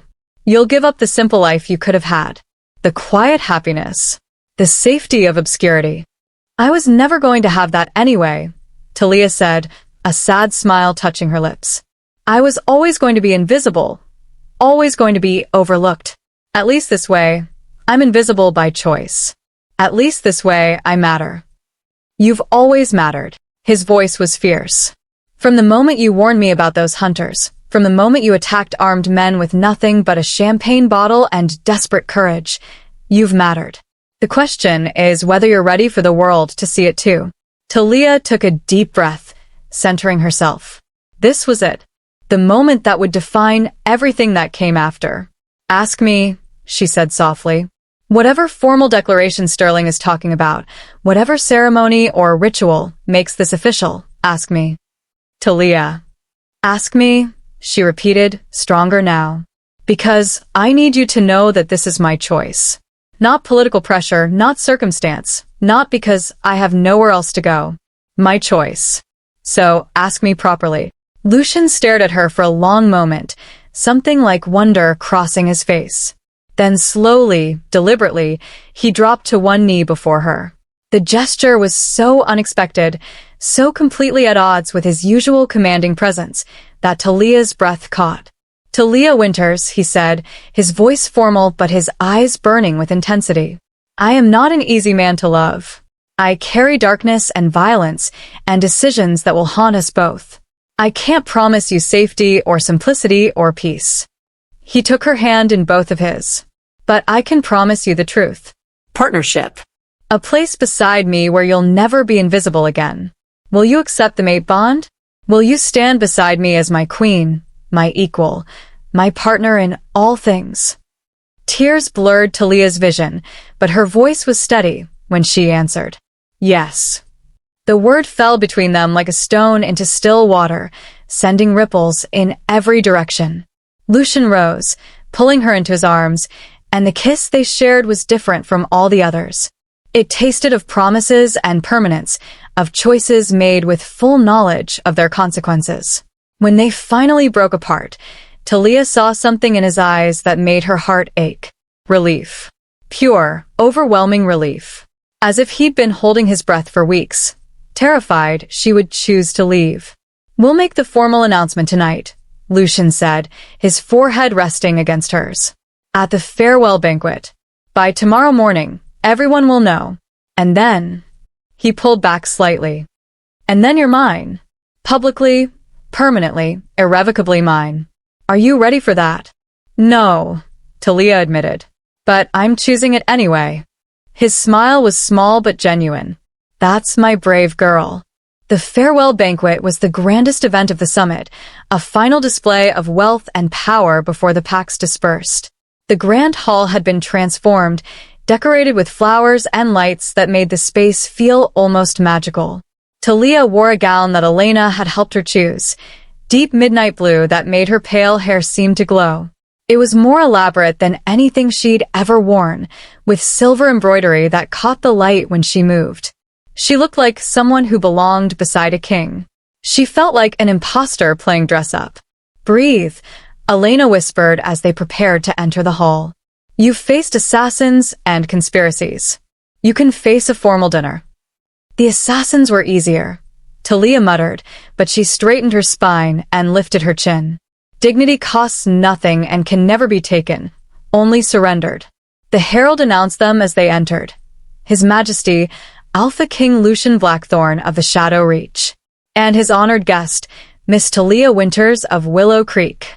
Tomorrow, that introduction will be different. Tomorrow, she will be announced as his mate, his queen. The thought made her dizzy with equal parts terror and anticipation. Dinner progressed through multiple courses, each more elaborate than the last.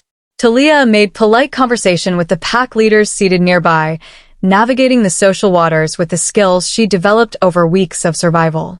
But all the while, she was aware of Lucian beside her, of his hand occasionally brushing hers beneath the table, of the looks he gave her when he thought no one was watching, of the choice they'd made together.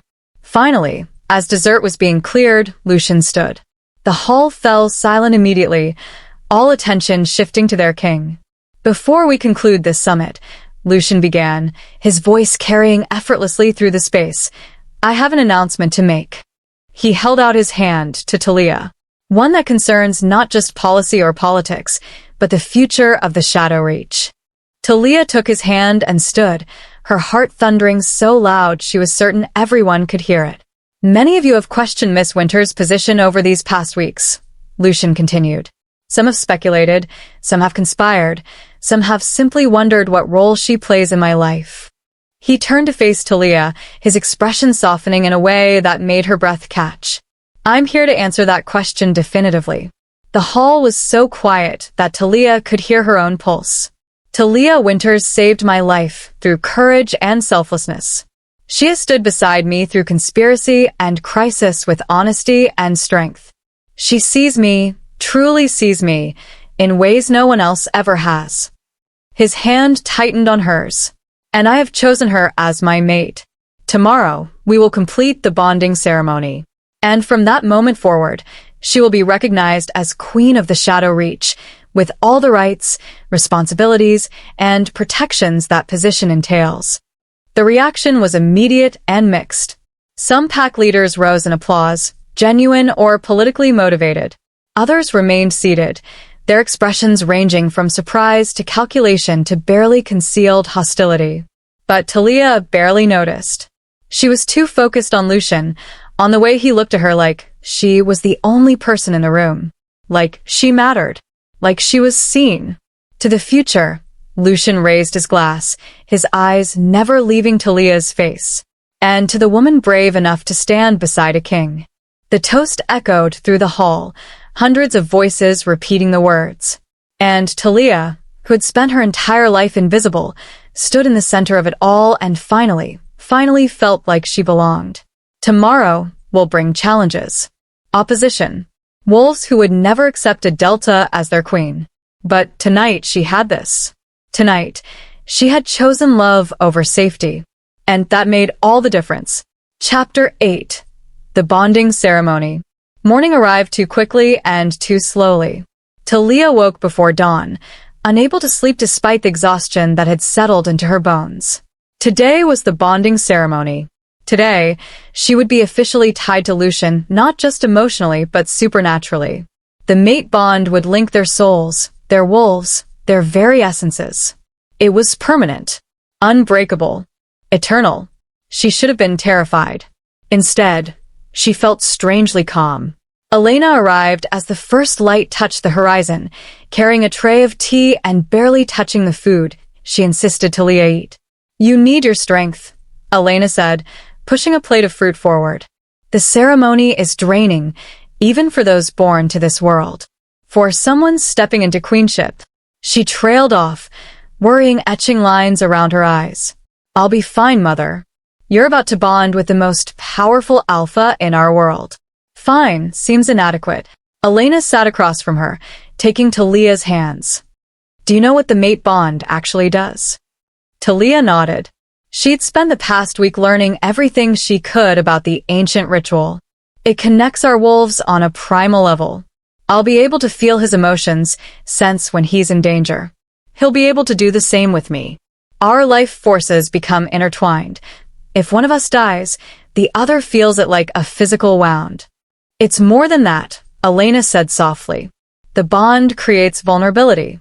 Every fear, every secret, every dark corner of your soul, he'll have access to it. And you'll have access to his. She squeezed Thalia's hands. Are you ready for that kind of intimacy? To have someone see everything.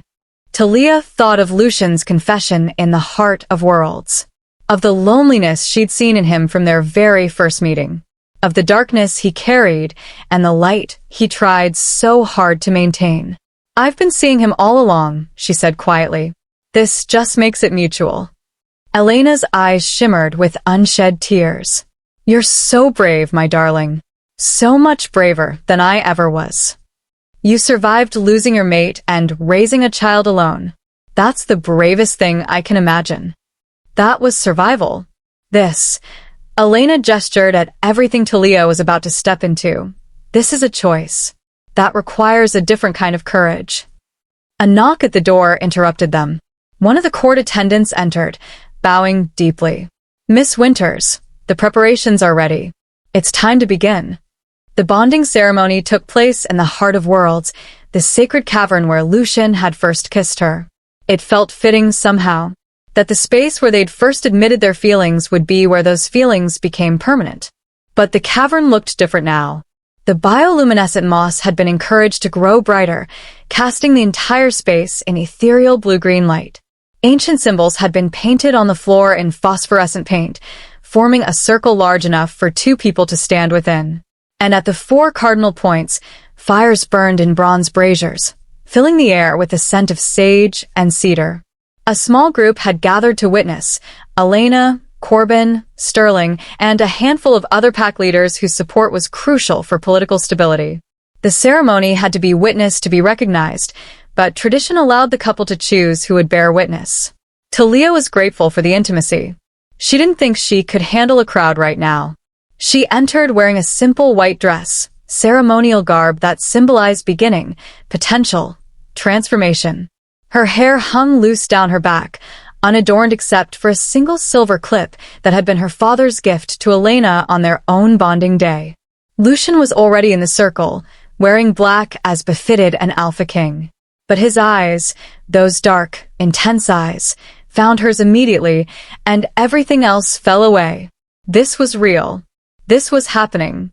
An elder from Lucian's pack stepped forward, a woman so old her hair had gone pure white, her face a map of wrinkles earned through decades of wisdom. Her name was Sage Morgan, and she'd performed bonding ceremonies for 3 generations of Shadow Reach wolves. We gather in the Heart of Worlds. Sage Morgan's voice was surprisingly strong despite her age, where the first Alpha Kings were chosen, where our laws were written in stone and blood. Today, we witness the bonding of Alpha King Lucian Blackthorn and Thalia Winters. Thalia stepped into the circle, her bare feet cold against the ancient stone. Lucian's hand found hers immediately, his warmth grounding her. The mate bond is sacred, Sage Morgan continued, circling them slowly. It connects wolf to wolf, soul to soul, fate to fate. Once forged, it cannot be broken except by death. Once sealed, it becomes as fundamental as breath. She stopped before them. Lucian Blackthorn, do you accept Thalia Winters as your mate, your equal, your partner in all things? Do you pledge to share your strength and your weakness, your triumphs and your failures, your life and your death? I do. Lucian's voice was steady, but Thalia felt the tremor in his hand. He was as nervous as she was. Somehow, that made her feel better. Thalia Winters, do you accept Lucian Blackthorn as your mate, your equal, your partner in all things? Do you pledge to share your strength and your weakness, your triumphs and your failures, your life and your death? I do. The words came out clear and certain. Then by the ancient laws, by the power vested in me as Sage of the Shadow Reach, I call upon your wolves to rise. The shift happened instinctively. Thalia felt her wolf surge forward, not fully transforming but rising close enough to the surface that her senses sharpened, her awareness expanded. She could smell everything, the sage burning, the damp stone, the assembled witnesses' varying emotions of hope and skepticism and fear. And Lucian. She could smell him most of all, pine and snow, and something uniquely him that made her wolf whine with recognition. Mine, her wolf whispered. Ours. Mate. Lucian's eyes had shifted, the black bleeding through with silver, his wolf looking at her with the same recognition, the same certainty. Sage Morgan produced a ceremonial knife, its blade gleaming in the firelight. Blood to blood, life to life. She made a small cut on Lucian's palm, then one on Thalia's. When their hands clasped, blood mingling, Thalia felt something snap into place. The bond. It rushed through her like lightning, like wildfire, like coming home after a lifetime of wandering. She felt Lucian's emotions flood into her, his love, his fear, his desperate hope that she wouldn't regret this choice. And beneath it all, the bone-deep loneliness that had defined him for so long, finally beginning to heal. Her own emotions flowed back to him, her terror and her certainty, her love and her determination, her absolute conviction that this was right even when everything about it was impossible. They were still separate people, still individuals with their own thoughts and secrets. But now they were also connected. Two souls bound by something stronger than vows, deeper than promises. The bond is forged, Sage Morgan announced, her voice carrying through the cavern. What has been joined in the heart of worlds, let no force separate. I present to you, Alpha King Lucian Blackthorn and his mate, Queen Thalia of the Shadow Reach. The witnesses erupted in applause, some genuine, some obligatory, but all recognizing the irrevocable nature of what had just occurred. Lucian pulled Thalia into his arms, and the kiss they shared was witnessed by ancient stone and sacred fire. Through the bond, she felt his relief, his joy, his overwhelming sense of rightness. And she knew he felt hers too. When they finally broke apart, both breathing hard, Lucian rested his forehead against hers. I can feel you, he whispered, wondering in his voice. Your presence in my mind, your emotions. It's like I've been walking through fog my entire life, and suddenly I can see clearly. I feel it too, Thalia admitted. The bond was still settling, still finding its rhythm, but already she could sense him in ways that transcended physical proximity. You're not alone anymore. Neither are you. They stood there in the sacred circle, wrapped in each other and the newfound connection between them, while the witnesses filed out to give them privacy. All except Corbin, who waited at the cavern entrance with his usual patient loyalty. Your Majesties, he said, the new title rolling off his tongue with only slight hesitation. The northern delegation is prepared to depart. And there are matters that require your attention. Reality crashed back in. They weren't just two people in love. They were king and queen.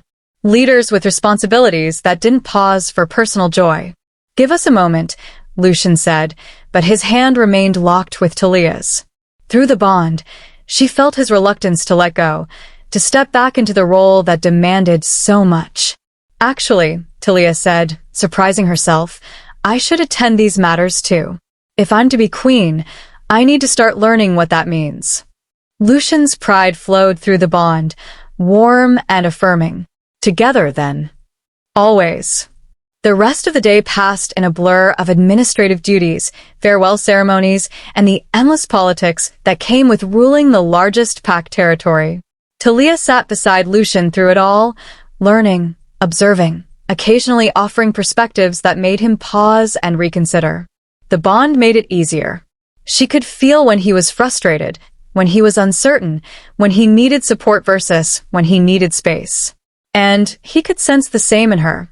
When the social demands became overwhelming, when she needed reassurance, when she was genuinely confident versus when she was faking it.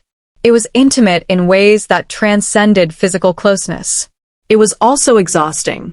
By the time evening fell and the last pack delegation had departed, Thalia was ready to collapse.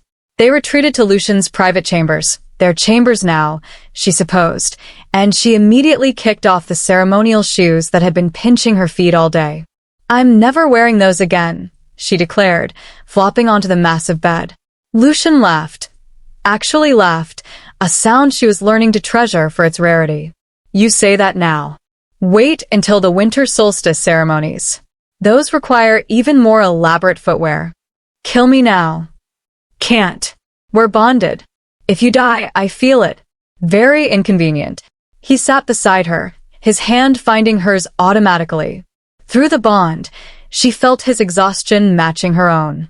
"How are you holding up?" "Really?" Thalia considered the question honestly. "Overwhelmed, terrified, exhilarated. Certainly I've made either the best or worst decision of my life, possibly both simultaneously." "That sounds about right." She turned to look at him properly.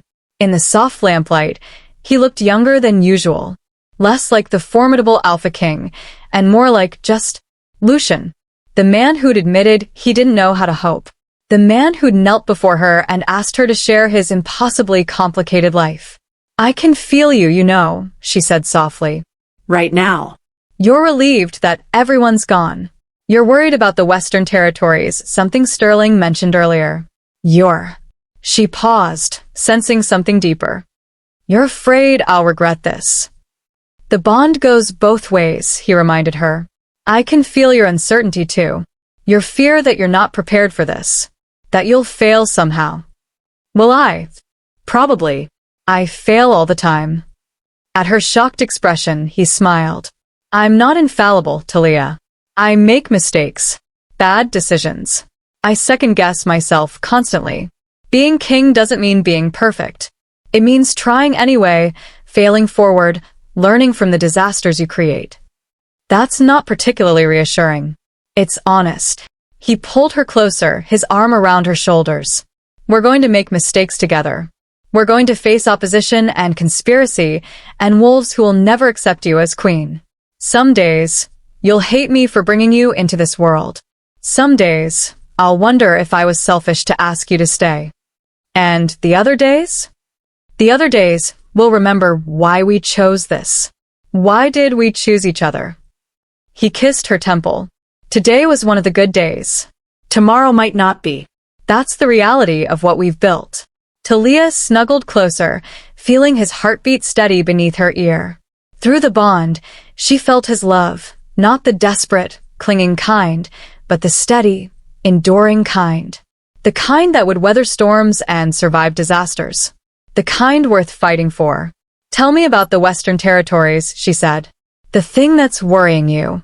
He hesitated, then began explaining. "Political unrest. Border disputes. Alphas pushed boundaries to test whether the new queen's presence had weakened his authority." And as he talked, Thalia listened and asked questions and offered observations that sometimes helped, sometimes didn't, but always reminded him that he wasn't alone in carrying these burdens anymore. They were partners now, for better or worse, in all things, just as they'd promised. Chapter 9.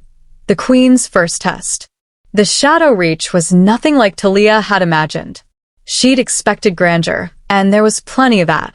The palace carved into the mountainside was a masterpiece of stone and glass, with towers that seemed to pierce the clouds and halls that echoed with centuries of history. But she hadn't expected the cold. Not just the physical cold of the northern mountains, though that was brutal enough, but the emotional cold. The careful distance that Lucian's pack maintained from their new queen. They weren't hostile. They were simply cautious. Thalia had been queen for 2 weeks now, and she could count on one hand the number of pack members who'd spoken to her beyond formal pleasantries. They bowed when she passed, addressed her with proper titles, obeyed her requests without question. But they didn't see her. Not really. She was the Delta who'd somehow captured their king's heart. The outsider who'd claimed a position that should have gone to someone of noble bloodline, someone groomed for leadership, someone who belonged. Not a girl from a dying pack who'd gotten lucky with a champagne bottle. "You're brooding," Lucian observed. They were in their private study, a room that had quickly become Thalia's favorite space in the entire palace. Floor-to-ceiling windows overlooked the mountain range, maps covered the walls, and most importantly, it was theirs. A space where they could drop the masks of king and queen and just be Lucian and Thalia. "I'm thinking," she corrected. "You're brooding. I can feel it through the bond." He set down the report he'd been reading and moved to where she stood by the window. His arms wrapped around her from behind, chin resting on her shoulder. "Talk to me." Thalia leaned back into his warmth. Through the bond, she could feel his concern, his desire to fix whatever was bothering her. But this wasn't something he could fix. "Your pack doesn't trust me," she said simply. "They don't know you yet. That takes time." "It's been 2 weeks. 2 weeks is nothing. Some of these wolves have been part of the Shadow Reach for generations. Their families served my grandfather, my great-grandfather. You can't expect them to accept change overnight. I'm not expecting them to love me. I'm just—" She trailed off, struggling to articulate the feeling. "I'm trying to figure out how to be a queen to people who see me as an imposter." Lucian was quiet for a moment, his emotions filtering through the bond. Understanding, sympathy, and something else. Determination. "Come with me," he said abruptly. "There's something you need to see."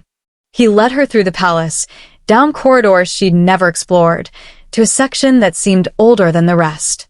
The stone here was rougher, the architecture simpler. This was the original structure, she realized. The foundation upon which everything else had been built. They emerged into a large hall filled with wolves engaged in various tasks. Some were training, the clash of weapons and bodies echoing off stone walls. Others were tending to supplies, organizing inventory, coordinating patrol schedules. This was the working heart of the Shadow Reach. The place where the actual business of running a territory happened. Every wolf in the room stopped when they entered, bowing deeply. "As you were," Lucian commanded, and activity resumed. But Thalia could feel the eyes tracking them, the curiosity barely concealed behind professional masks. Lucian approached a cluster of wolves working on what appeared to be supply inventories. "Status report," he requested. An older woman, scarred face, iron-gray hair, eyes that had seen too much, stepped forward. "Your Majesty, we're still dealing with shortages from the eastern border. The conspiracy trials disrupted trade routes, and several of our suppliers are being difficult about resuming deliveries." Define difficult. They're demanding guarantees of safety. Assurances that what happened at the summit won't happen here. Some are using it as leverage to renegotiate prices. Her voice was professional, but Thalia caught the underlying frustration. "Show me the numbers," Lucian said. The woman, Thalia later learned her name was Bronte, spread out papers covered in detailed inventory lists and cost analyses. As she explained the situation, Thalia found herself leaning in, studying the information. She'd grown up in a struggling pack. She knew what resource shortages looked like, knew the creative solutions required when traditional supply chains failed. "What about the Highland Pack?" Thalia asked suddenly, then immediately regretted speaking. Every wolf in the area turned to stare at her. But Bronte's expression shifted from surprise to interest. "The Highland Pack, Your Majesty? They have surplus grain this season," Thalia continued, committing now. "I remember from the summit trade discussions. They were looking for buyers, but their prices were too high for most packs. But if you're already dealing with inflated costs from your regular suppliers..." She gestured to the numbers. "Highland grain might actually be competitive. And they're isolated enough that summit politics won't have affected their willingness to trade." Bronte studied the papers again, her fingers tracing calculations. "She's right," the older woman said, surprise evident in her voice. "The numbers would work. We'd save nearly 20% compared to current inflated prices. Plus," Thalia added, warming to the subject now, "Highland Pack has been looking for stronger alliances. Offering them consistent trade could open diplomatic channels that benefit both territories long-term." Lucian's pride flowed through the bond, warm and affirming. But he said nothing, letting Thalia's suggestion stand on its own merits. Bronte looked between them, then bowed to Thalia. "With your Majesty's permission, I'll reach out to Highland Pack immediately. Please do. As they moved through the hall, similar scenes played out. Lucian would ask for updates, listen to problems, and occasionally Thalia would offer observations, small things, connections she'd noticed, perspectives shaped by her background in a struggling pack. Not all her suggestions were useful. A few were politely dismissed by wolves who clearly knew better.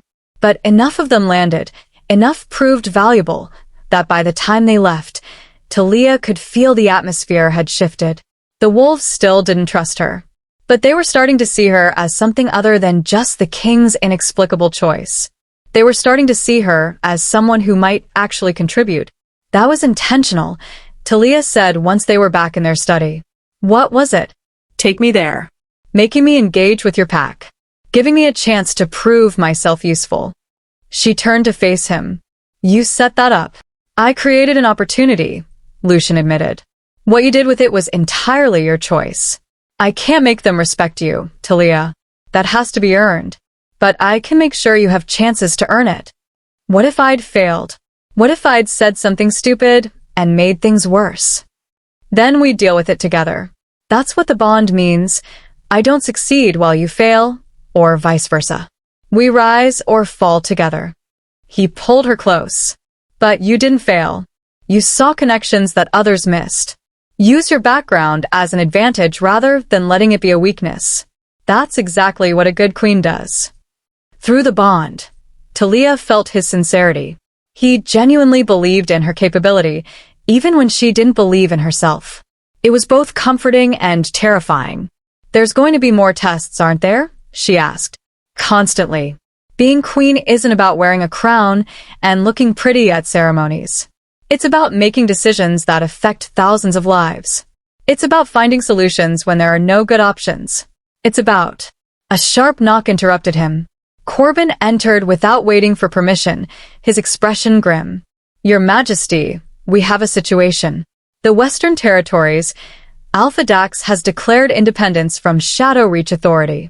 He's claiming that the recent changes have invalidated existing treaties.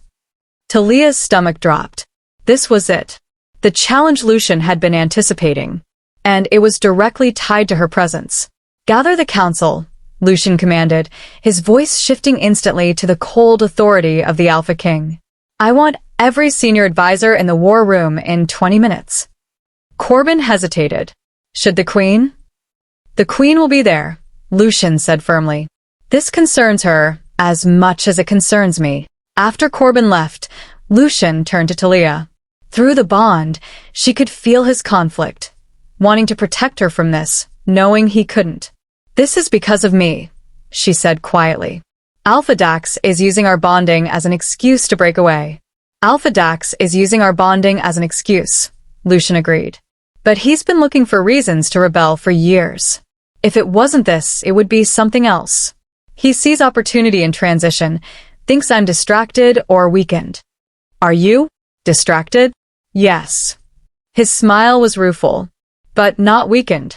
If anything, I'm more dangerous now because I have something worth protecting beyond just duty. He cupped her face. This is going to get ugly, Thalia. War, potentially. Wolves will die, and some will blame you for it. Will you? Never. The word was fierce, absolute. But I need you to be strong. The council will watch how you react. Some will look for signs of weakness, ammunition they can use later. Others will genuinely want to know if you can handle the weight of queenship. Can I? That's not for me to answer. That's for you to discover. Thalia took a deep breath, centering herself. Then she straightened her spine, lifted her chin, and met his eyes. Then let's go discover it together. The war room was exactly what it sounded like, a space designed for strategic planning during conflicts. A massive table dominated the center, covered with maps of all the territories. Models represented various packs and their estimated forces. And around the table stood Lucian's senior advisors, wolves who'd served the Shadow Reach for decades, who'd advised his father and grandfather before him. They all turned as Lucian and Thalia entered. The weight of their collective attention was suffocating. These weren't just powerful wolves. These were military strategists, diplomatic experts, wolves who understood violence and politics in ways Thalia had never had to consider. And they were all wondering what possible contribution a delta from a dying pack could offer. Alpha Dax has declared independence. Lucian began without preamble, moving to the map. His stated reason is that the bond between myself and Queen Thalia invalidates the treaties established under previous leadership. His actual reason is that he's been consolidating power in the Western territories for years and sees this as his opportunity to break away. How many wolves does he command? Thalia asked, surprised by how steady her voice sounded. An older male advisor, his name was Vance, she remembered, answered. Approximately 800 fighting wolves, plus a civilian population of another 3,000. And our forces? The Shadow Reach commands 5,000 warriors, Corbin supplied. But they're spread across our entire territory. We could mobilize perhaps 2,000 without leaving other borders vulnerable. So, we have numerical advantage, but logistics are complicated, Thalia observed. Precisely, Your Majesty. Vance's tone suggested he was pleasantly surprised she'd grasped that so quickly. Lucian's hand found the small of her back, a subtle gesture of support. Through the bond, she felt his encouragement. What are our options? Lucian asked the room. Military response. One advisor suggested immediately. Show strength. Crush the rebellion before it spreads. That could work, another countered. But it sets a precedent. Every alpha with ambitions will know that questioning your authority leads to war. Some might see that as tyranny rather than strength. Diplomatic solution? Thalia suggested tentatively. Several advisors actually scoffed. One, an older woman named Isolde, spoke up. With respect, Your Majesty, you don't negotiate with rebels. It shows weakness. Encourages others to try the same tactic. I'm not suggesting surrender, Thalia clarified, refusing to let the dismissive tone shake her. I'm suggesting we understand what Dax actually wants before we commit to a course of action that could cost thousands of lives. He wants independence. He stated it clearly. He said independence. But what does he really want? Thalia moved to the map, studying the Western territories. What resources does this region have? What strategic advantages? Why now, specifically? The room fell silent. Several advisors exchanged glances. The Western territories control key mountain passes, Vance said slowly. Trade routes that connect northern and southern regions. If Dax controls those passes, he can charge tolls, Thalia finished. Control commerce. Build wealth independent of Shadow Reach taxation. So this isn't about political independence, Lucian said, following her logic. It's about economic control. Maybe. Thalia studied the map more carefully. Or maybe it's about fear. The summit conspiracy showed that even the most secure territories can be infiltrated. Dax might genuinely believe that recent events have destabilized things enough that he needs to secure his own region's safety.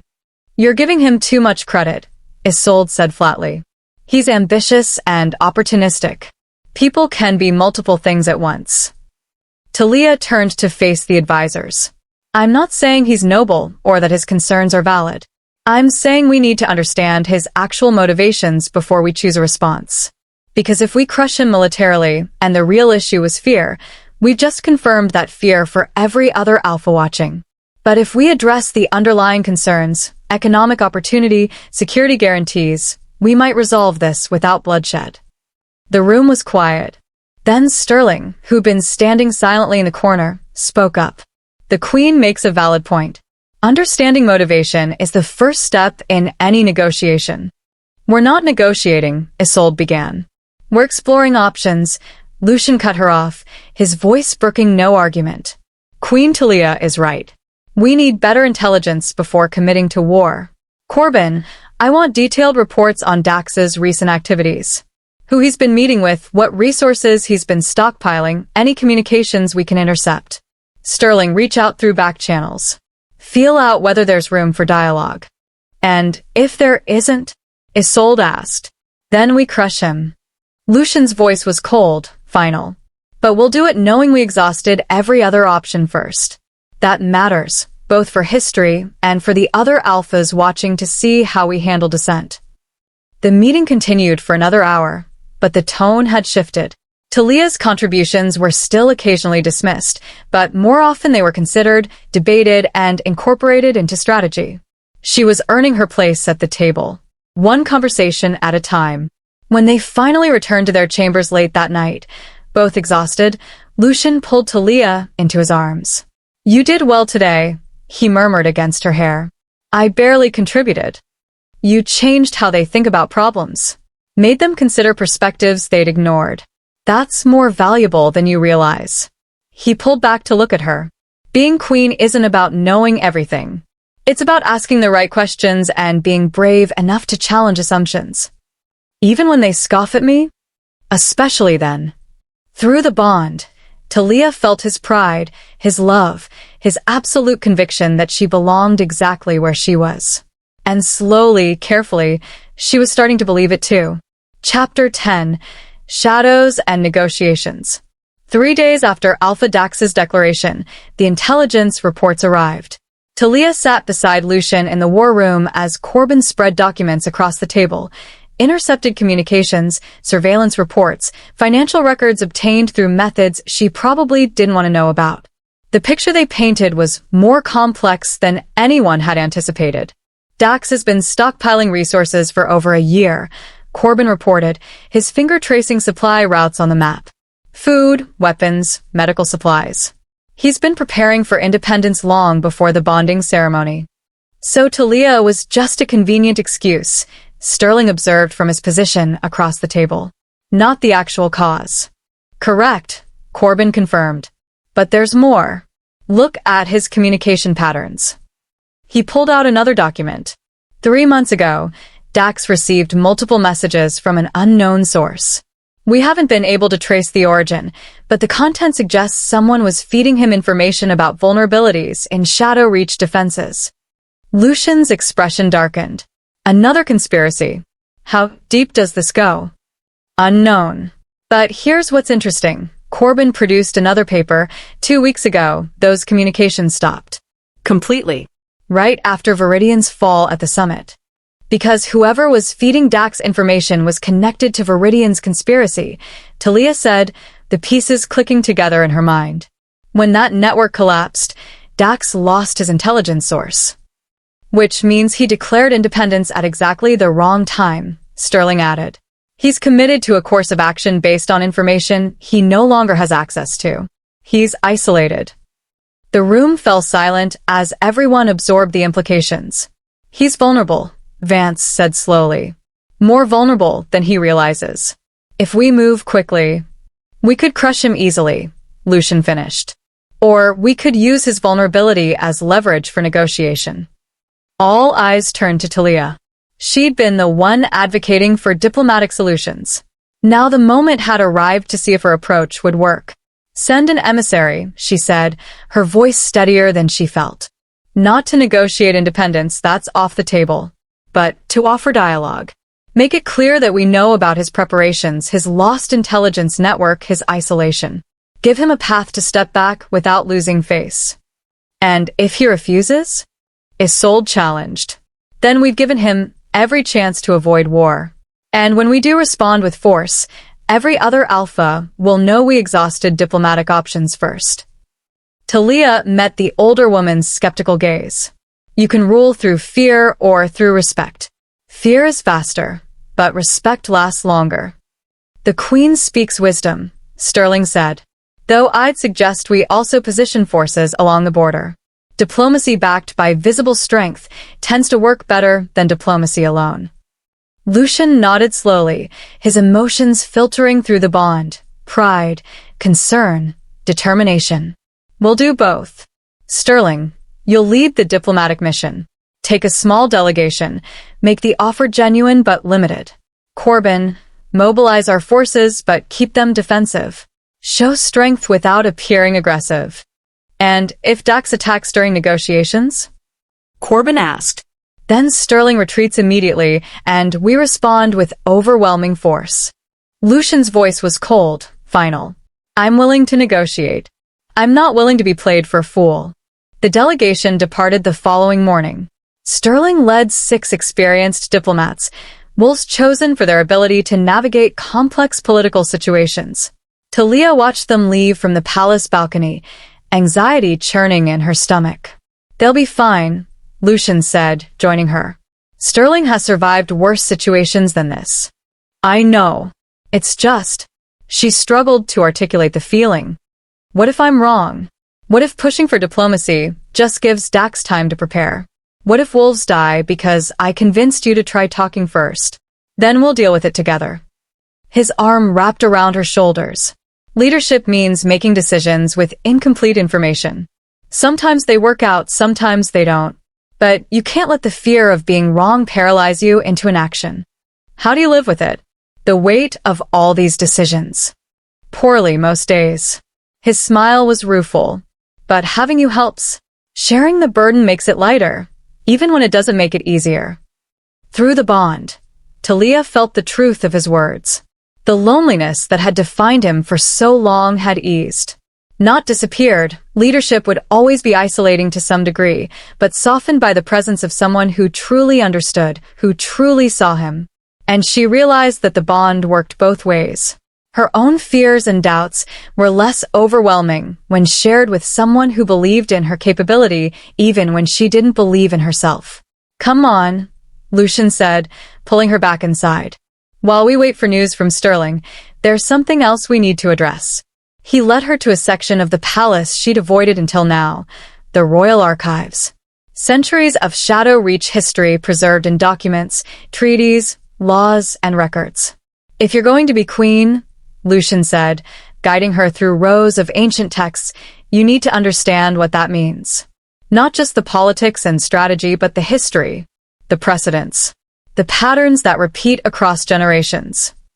He pulled out a leather-bound volume, its pages yellowed with age.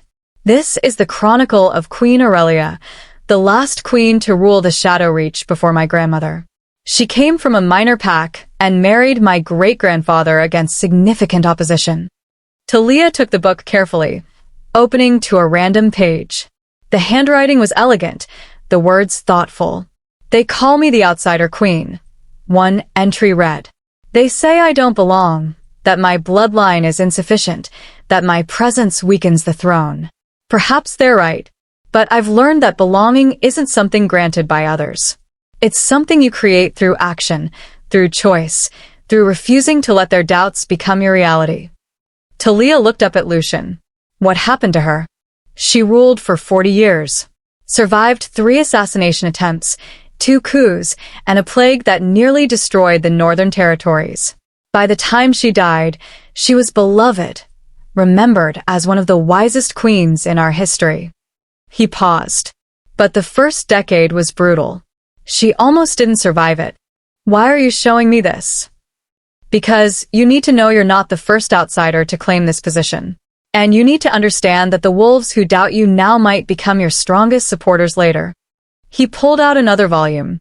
"But you also need to understand the failures." This book detailed Queen Maya, a queen who'd tried to change too much too quickly, who'd pushed reforms that the pack wasn't ready for. She'd lasted less than 2 years before a coup removed her from power. "The lesson," Lucian said quietly, "is that change requires patience. You can't force respect or acceptance. You have to earn it gradually, prove yourself consistently, wait for opportunities rather than create confrontations." That sounds exhausting. It is.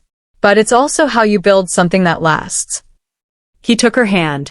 "You're already doing it, Thalia. The way you handled the supply shortage, the way you approached the Dax situation. You're finding your own path. I just want you to know that others have walked similar paths before you. You're not alone in this." Thalia squeezed his hand, gratitude and love flowing through the bond. She'd been so focused on surviving each day, on not failing in spectacular ways, that she hadn't thought about the long game, about building a legacy rather than just avoiding disaster.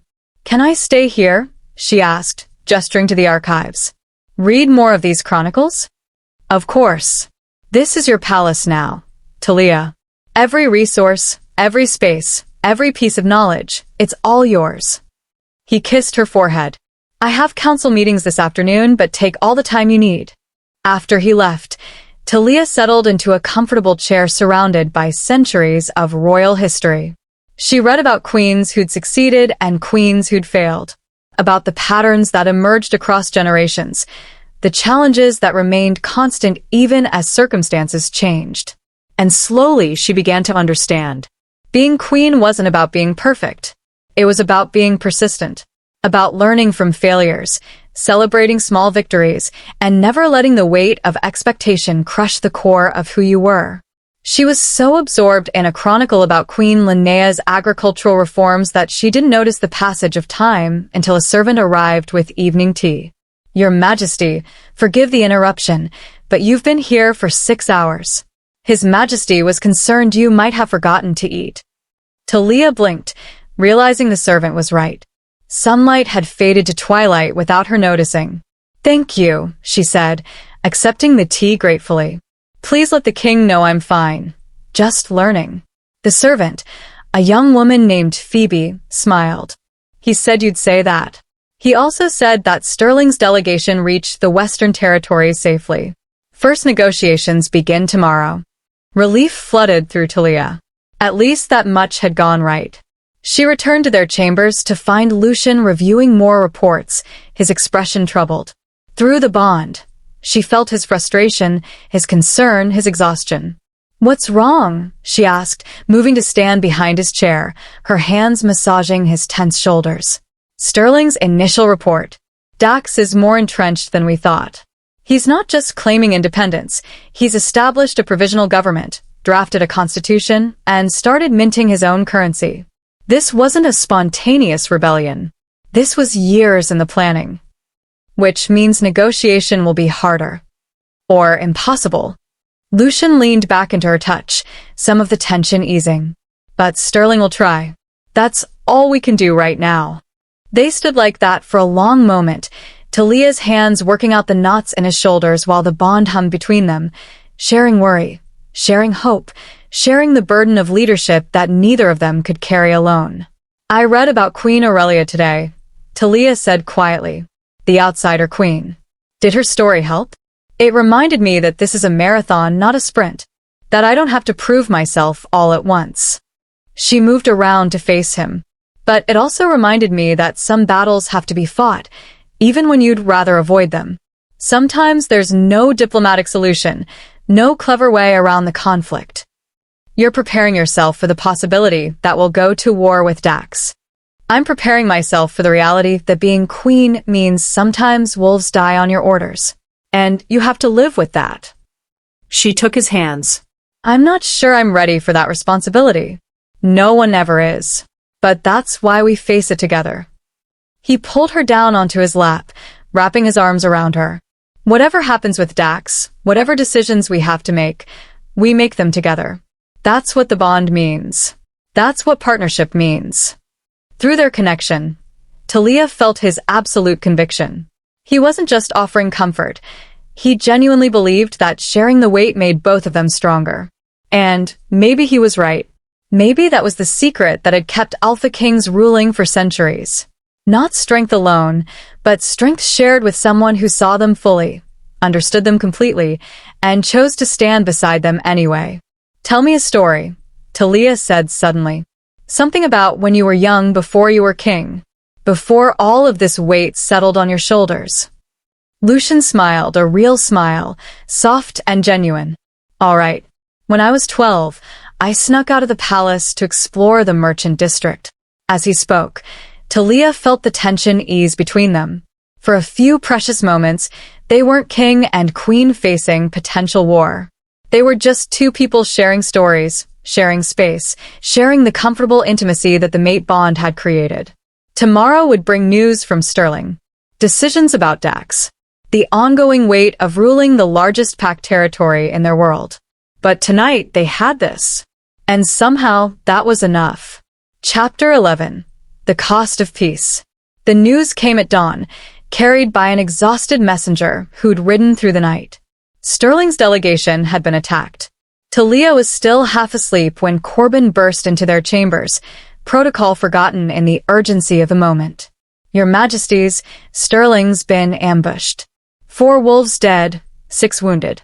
Sterling himself is injured but alive. Lucian was out of bed instantly, already moving toward his wardrobe.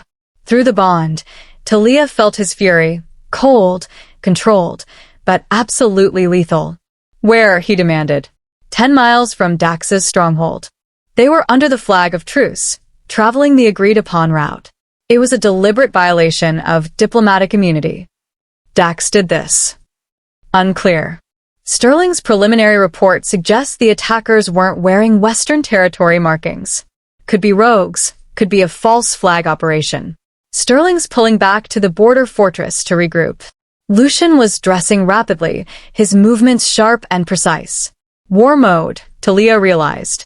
The diplomatic king was gone, replaced by the warrior who'd killed his own father to claim the throne. Mobilize all available forces, Lucian commanded. I want 2,000 wolves ready to march within the hour.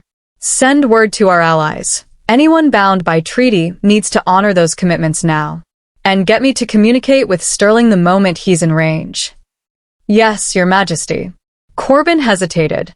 And the Queen. Both men turned to look at Thalia, who was sitting up in bed, her mind racing to process what was happening. The Queen stays here, Lucian said firmly. Protected, safe. No. The word came out stronger than Thalia expected. She stood, wrapping a robe around herself. If you're going to war, I'm going with you. Thalia. I'm not staying in the palace like some decorative piece to be protected. She moved to him, placing her hands on his chest. Through the bond, she felt his instinct to protect her warring with his understanding that she was right. I'm your queen, your mate. If our wolves march into battle, I march with them. You have no combat training. You'd be a liability. Then I stay behind the lines. But I will go. Her voice was absolute. You can't ask me to share the burden of leadership and then lock me away when things get dangerous. That's not how partnership works. Lucian stared at her, emotions churning through the bond. Fear for her safety, frustration at her stubbornness, and underneath it all, pride. Because she was right, and he knew it. Fine, he said finally. But you stay with the command unit. You follow orders without question. And if I tell you to run, you run. Agreed. Agreed. 2 hours later, Thalia found herself wearing armor for the first time in her life. It was lighter than she'd expected, leather reinforced with metal plates, designed for mobility rather than full protection. Still, it felt foreign, uncomfortable, a constant reminder that she was entering a world she'd never been prepared for. Elena appeared as Thalia was strapping on the final pieces, her mother's face pale with fear. You don't have to do this, Elena said quietly. Yes, I do. Thalia, people are going to die today. Maybe hundreds of people. You'll see things. I know. Thalia turned to face her mother. But if I stay here safe while Lucian leads our wolves into battle, I'm not a queen. I'm just someone playing dress-up.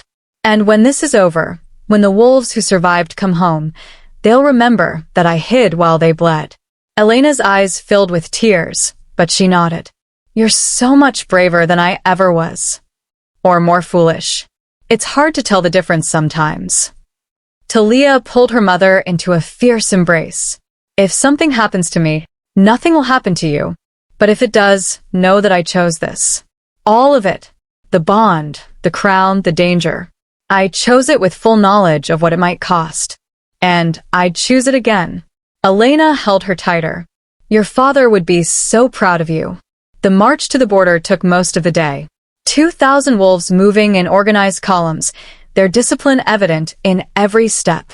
Thalia rode beside Lucian at the head of the formation, acutely aware of the eyes on her. The new queen, riding to her first battle.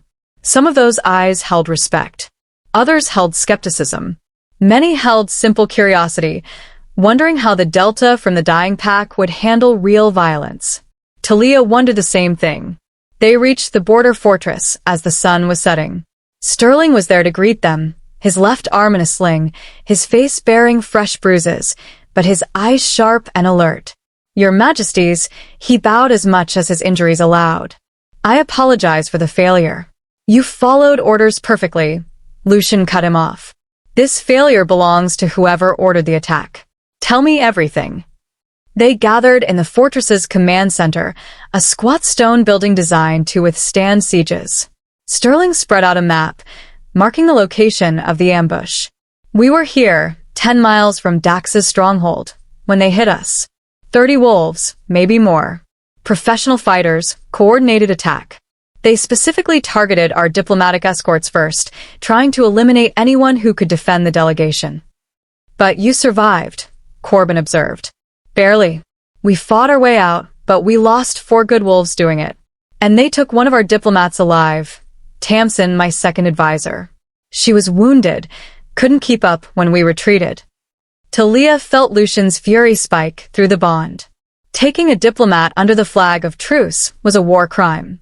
It violated every accord, every treaty that kept their world from descending into constant bloodshed. Have you received any communication from Dax? Lucian asked, his voice dangerously calm. This arrived an hour ago. Sterling produced a sealed letter, delivered by a messenger who refused to identify himself. Lucian broke the seal, reading quickly. His expression darkened with each word. He denies responsibility for the attack, Lucian said finally. Claims it was rogues acting without his authorization. And he's offering to return our diplomat for a price. What price? Thalia asked. Recognition of Western Territory independence. A formal treaty acknowledging his sovereignty. And Lucian's jaw clenched. A personal apology from me for encroaching on his rightful autonomy. The room erupted in outrage. Demands for immediate military action, for crushing Dax's rebellion before it could spread, for showing strength rather than negotiating with terrorists. But Thalia's mind was racing in a different direction. Something's wrong, she said quietly. Everyone turned to look at her. Think about it, Thalia continued, moving to the map. Dax has been planning independence for years. He's smart, calculated. Why would he order an attack on a diplomatic delegation? He gains nothing from it except giving us justification for war. He's forcing our hand, Vance suggested, making war inevitable so he can rally his wolves under a defensive banner. Maybe, Thalia conceded, or maybe he's telling the truth. Maybe the attack wasn't authorized by him. You believe him? Isolde's voice dripped with skepticism. I believe someone benefits from the war between Shadow Reach and the Western Territories. And I don't think that someone is Dax. Thalia traced her finger along the map. Look at the location of the ambush. It's in neutral territory, not under Dax's direct control. The attackers wore no markings. And Dax's immediate response is to offer negotiation, not defiance. So, what are you suggesting? Lucian asked, his emotions through the bond showing he was taking her seriously even if others weren't. I'm suggesting we have incomplete information. Again. Thalia turned to face the room. The summit conspiracy, the forged documents against my mother, now this attack. Every time we think we've identified the real threat, we discover it's more complex than we thought. What if Dax isn't the real enemy? What if someone's using him, manipulating both sides into a war that serves their purposes? The room fell silent. That's a significant accusation, Corbin said carefully. Do you have any evidence? No, Thalia admitted. Just a pattern. And intuition. Which I know isn't enough to base military decisions on. But it's enough to warrant caution, Sterling said thoughtfully. If the Queen is right, walking into war plays directly into someone else's strategy. If she's wrong, we've lost nothing by verifying before we commit. Lucian studied the map, his mind clearly racing through scenarios and possibilities. Through the bond, Thalia felt him weighing options, calculating risks, trying to find the path that minimized bloodshed while maintaining strength. We verify, he said finally, but we do it quickly. Sterling, coordinate with our intelligence network. I want to know everything about those attackers, where they came from, who's funding them, any connection to larger conspiracies. Corbin, keep our forces on high alert but hold position. Don't advance, but be ready if I give the order. And Dax's offer? Isolde asked. We counter. I'll agree to negotiations for the diplomat's return, but nothing else. No recognition, no treaty, no apology. If he wants to talk, we talk. But we do it from a position of strength. Lucian turned to Thalia. And you're going to help draft that response. Me? You're the one who pushed for understanding motivations. Time to put that into practice.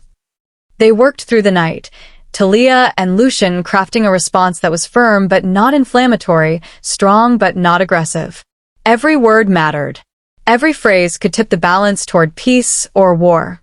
This part, Thalia pointed to a section, is too confrontational. You're essentially calling him a liar. He might be a liar. But saying it outright closes the door to dialogue. What if we soften it? We acknowledge your assertion that the attack was unauthorized and look forward to your cooperation in identifying the true perpetrators. Lucian considered it. That works. It holds him accountable without directly accusing him. They continued like that for hours, refining, revising, and finding language that achieved multiple objectives simultaneously. Thalia was exhausted, but also energized. This was different from council meetings or supply negotiations. This was diplomacy at the highest stakes, where the wrong word could mean war and the right phrase could save hundreds of lives. Finally, as dawn approached, they had something both of them could agree on. A message that offered negotiation without weakness, strength without aggression. This could work, Lucian said, reading it one final time. Or it could fail spectacularly. That's always the risk. He pulled her close, exhaustion and tension evident in every line of his body. But at least we're failing forward together. Through the bond, Thalia felt his fear, not of war itself, but of making the wrong choice. Of leading his wolves into unnecessary conflict, or of showing weakness that would invite more attacks. The weight of leadership pressing down on him like physical force. She tightened her arms around him, sharing that weight as much as she could. Whatever happens, she said quietly, we face it together. That's what the bond means. That's what the bond means, he agreed. The messenger departed at sunrise, carrying their response to Dax. Now came the hardest part, waiting to see if diplomacy would work, or if they'd have to resort to the violence they'd been trying so hard to avoid. Thalia stood with Lucian on the fortress walls, watching the sun rise over the mountains that marked the border between their territory and Dax's. Somewhere out there, wolves were making decisions that would shape the future. Lives would be saved or lost based on choices being made in rooms she couldn't see, by people whose motives she couldn't fully understand. And all she could do was wait, and hope that her intuition had been right, that there was still a path to peace, however narrow, however unlikely, however desperately necessary. Chapter 12. Truth in the Ashes. The response came faster than expected. 3 hours after their messenger departed, a delegation arrived under a white flag. Not from Dax himself, but from someone Thalia recognized from the summit, a minor alpha named Leaf who controlled a small territory adjacent to the Western lands. Your Majesties, Leaf bowed deeply as he was escorted into the fortress. I come bearing urgent information. Information that Alpha Dax asked me to deliver personally. Speak, Lucian commanded. Leaf glanced nervously around the room at the assembled commanders and advisors before his eyes settled on Thalia. With respect, Your Majesty, what I have to say concerns the Queen directly. Perhaps more private setting? Through the bond, Thalia felt Lucian's suspicion spike. Anything you have to say can be said here. As you wish. Leaf took a breath. The attack on Sterling's delegation was orchestrated by wolves loyal to the former Alpha Viridian. After her fall, several of her most devoted followers went underground. They've been working to destabilize the Shadow Reach by any means necessary, including framing Alpha Dax and provoking a war that would weaken both territories. Stunned silence filled the room. Do you have proof of this? Corbin demanded. Alpha Dax captured 3 of the attackers. Under questioning, they confessed. They were promised that if they could ignite war between Shadow Reach and the Western Territories, they'd be rewarded with positions of power once the smoke cleared. Leaf produced a sealed document. Dax has sent their full confessions, along with evidence of communication networks still operating among Viridian's former supporters. Lucian took the document, scanning it quickly. His emotions through the bond were a complex mixture: relief that Dax might not be the enemy, fury at the continued conspiracy, and calculation about what this meant strategically. Why would Dax share this information? Isolde asked suspiciously. He could have used it as leverage. Because war serves no one's interests, Leaf said simply.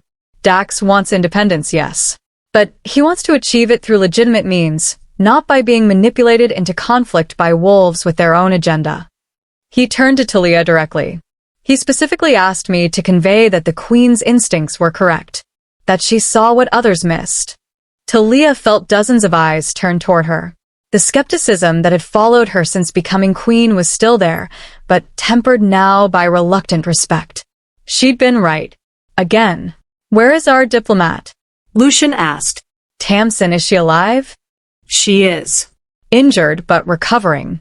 Dax will return her unconditionally as a gesture of good faith. He proposes a meeting between you, Your Majesty, to discuss terms that might satisfy both parties' concerns without requiring war. He wants to negotiate, Vance observed, from a position of apparent moral high ground.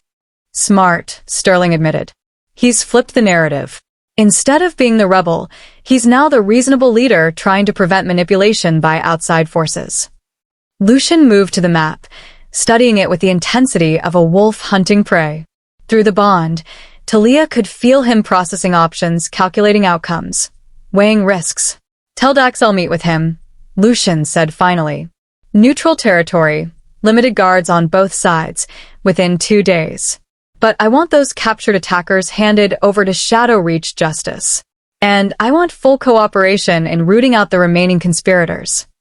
I believe those terms will be acceptable, Leaf said. One more thing. Lucian's voice dropped to that dangerous quiet that made everyone listen more carefully.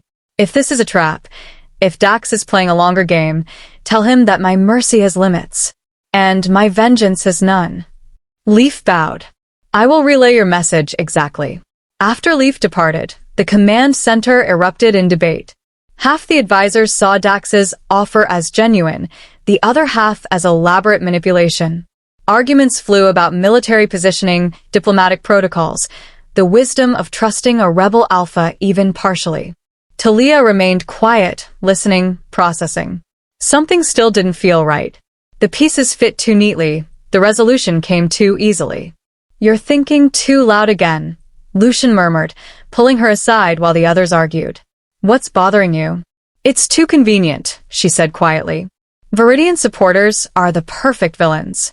They have motive, they're already discredited, and blaming them explains everything without implicating anyone currently in power.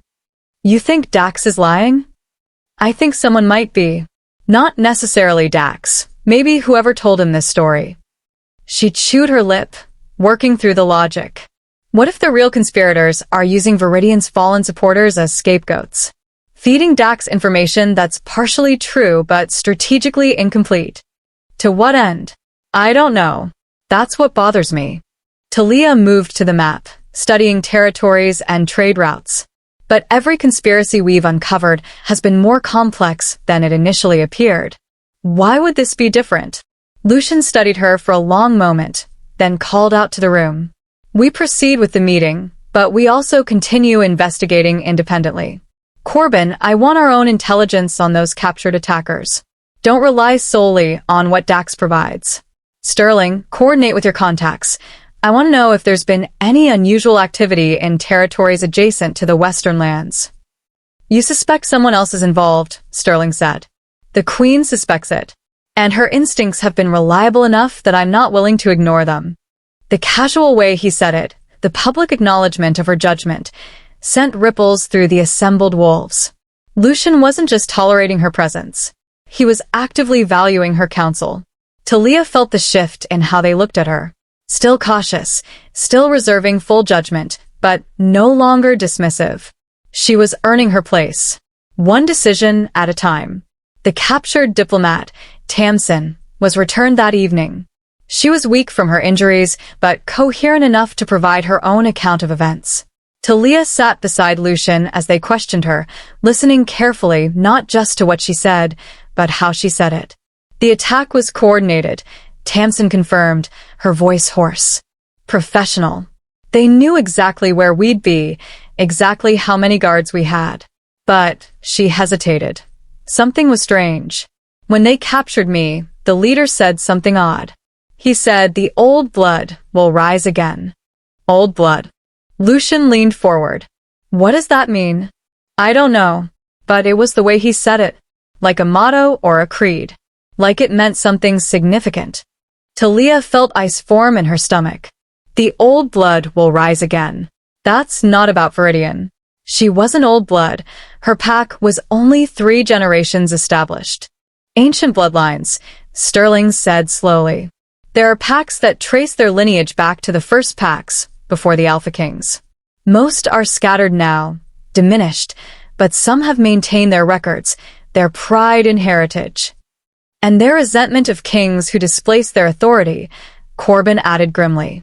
The pieces were rearranged in Thalia's mind, forming a different picture. Not a simple rebellion or revenge plot, but something deeper. Something that had been building for generations. This isn't about Dax's independence, she said slowly. And it's not about Viridian's revenge. This is about wolves who never accepted the Alpha King system, who've been waiting for an opportunity to dismantle it and return to the old ways. That's speculation, Isolde said, but her voice lacked its usual certainty. It's a theory that fits the evidence, Thalia countered. The Summit conspiracy wasn't just about killing one king, it was about creating chaos that would destabilize the entire system. The forged documents weren't just about discrediting me, they were about undermining the legitimacy of the throne by association.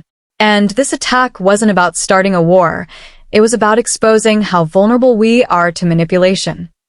Lucian's hand found hers under the table, squeezing once. Through the bond, she felt his understanding, his concern, and his grim acceptance that she was probably right. If you're correct, Vance said carefully, then we're not facing a rebellion. We're facing a revolution. An attempt to overthrow the entire Alpha King system across all territories. How many packs still follow the old blood traditions? Lucian asked. At least a dozen that we know of, Corbin replied. Small packs, mostly. Isolated. But if they've been coordinating across territories. He trailed off, the implications too vast to fully articulate. Then we've been fighting the wrong enemy, Sterling finished. And the real threat is still out there, watching us stumble around in the dark. The command center fell silent as everyone absorbed what this meant. The scope of what they faced had just expanded exponentially. Not a territorial dispute, not personal revenge, but an ideological war that could reshape their entire world. We still meet with Dax, Lucian said finally. But our priority shifts. We need intelligence on these old blood packs. Who leads them, how they communicate, what resources they command. And we need it fast. And if they move against us during the investigation? Isolde asked. Then we respond with everything we have. Lucian's voice was cold steel. But this time, we make sure we're fighting the actual enemy, not the distraction they've set up for us. That night, alone in their temporary quarters, Thalia sat by the window staring out at the dark mountains. Exhaustion pulled at her, but her mind wouldn't stop racing. Lucian joined her, wrapping a blanket around both of them against the chill. You should rest, he said softly. So should you.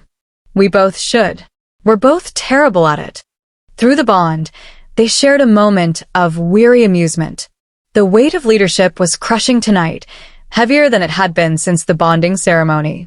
I'm scared, Thalia admitted. If we're right about this, about an organized resistance against the Alpha King system, then we're facing something that could destroy everything you've built. Everything generations of kings have built, Lucian corrected. This is bigger than me. Bigger than us. That's both terrifying and oddly liberating. How is it liberating? Because it means this isn't my failure alone if we lose. And it's not my victory alone if we win. He pulled her closer. We face it together. With our allies. With every wolf who believes that order is better than chaos, That structure is better than the old ways of constant territorial warfare. You really believe that? That the Alpha King system is better? I believe it's necessary. The old blood packs remember a time of greater autonomy. Yes. But they conveniently forget the bloodshed, the endless conflicts, the suffering of wolves caught between warring territories. His voice was firm. The system isn't perfect. I'm not perfect, but it's better than the alternative. Thalia leaned into him, drawing strength from his certainty even as she grappled with her own doubts. She'd been thrust into this world so quickly, learned its rules on the fly. Now she was being asked to defend a system she barely understood against wolves who'd been planning resistance for generations. What if I'm wrong? She whispered. What if my instincts lead us into disaster? Then we face that disaster together, learn from it, and try again. His lips brushed her temple. That's what partnership means, Thalia. Not being infallible, but being willing to fail and rise again, together. Through the bond, she felt his absolute conviction. He wasn't just saying words to comfort her. He genuinely believed that facing whatever came, success or catastrophe, was better done together than alone. And slowly, carefully, she was beginning to believe it too. Outside, stars wheeled overhead in their eternal patterns. Wolves moved through the fortress on patrol, vigilant against threats both known and unknown. And somewhere in the darkness, enemies plotted and schemed. But here, in this moment, Thalia had something they didn't. She had a partnership. Connection. The mate bond that meant she never had to carry the weight alone. And maybe, just maybe, that would be enough to see them through whatever was coming. We should sleep, Lucian said again. We should, Thalia agreed. Neither of them moved. They sat together in the darkness, drawing strength from each other's presence, preparing themselves for the battles that awaited. Tomorrow, they will meet with Dax. They would continue investigating the old blood conspiracy. They would face wolves who wanted to tear down everything the Alpha Kings represented. But tonight, they had this. And for now, that was enough. Chapter 13. The Meeting at Twilight Ridge. The meeting place was called Twilight Ridge, a narrow plateau that straddled the border between Shadow Reach and the Western Territories. Neutral ground, visible from both sides, with nowhere to hide in ambush. Lucian brought 20 wolves. Dax was permitted the same. Thalia rode beside Lucian as they ascended the winding path to the ridge, her heart hammering despite the careful planning that had gone into this moment. Through the bond, she felt Lucian's controlled tension, ready for violence, hoping for peace, prepared for either outcome. Remember, he murmured as they neared the summit, stay behind me if things go wrong. No heroics. Define heroics. Anything involving improvised weapons and reckless courage. Despite the gravity of the situation, Thalia felt a smile tug at her lips. I make no promises. His hand squeezed hers briefly before they crested the ridge. Dax was already there. He was younger than Thalia expected, perhaps 40, with dark hair shot through with silver and eyes that held the wariness of a wolf who'd survived by being smarter than his enemies. He stood with casual confidence, flanked by his own guards, watching as Lucian's party arrived. Alpha King Lucian, Dax bowed, not deeply, but enough to show respect without submission. Thank you for agreeing to meet, Alpha Dax. Lucian's voice was neutral, giving nothing away. You requested this meeting. Speak your piece. Direct. I appreciate that. Dax gestured to a small table that had been set up, simple, functional, with 2 chairs facing each other. Shall we? As Lucian and Dax moved to the table, their respective guards positioned themselves at careful distances. Close enough to respond to threats, far enough to give the leaders space to talk. Thalia stood with Corbin and Sterling, her eyes scanning the Western Territory wolves. They looked professional, disciplined, not the ragtag rebels she'd half expected. Your queen is watching me, Dax observed, his voice carrying in the thin mountain air.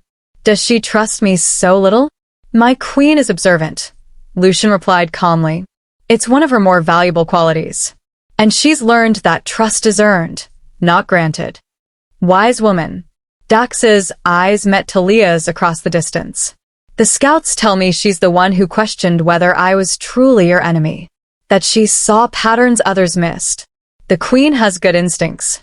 Then, perhaps, she should join this conversation, since it concerns theories she developed. Dax gestured to a third chair that was brought forward. If your majesty permits? Lucian's emotions rippled through the bond. Surprise, consideration, a touch of pride. He nodded to Thalia. Join us. As Thalia moved to the table, she felt every eye tracking her movement.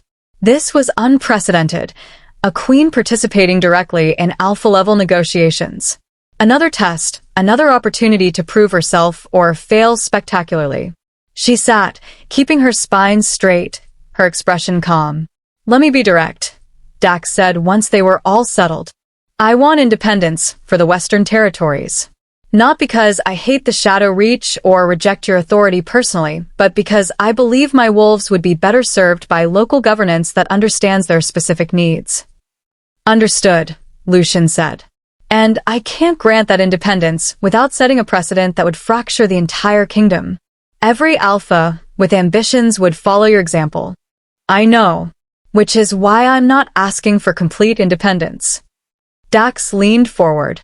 What if we negotiated a different arrangement? Autonomy within the broader structure.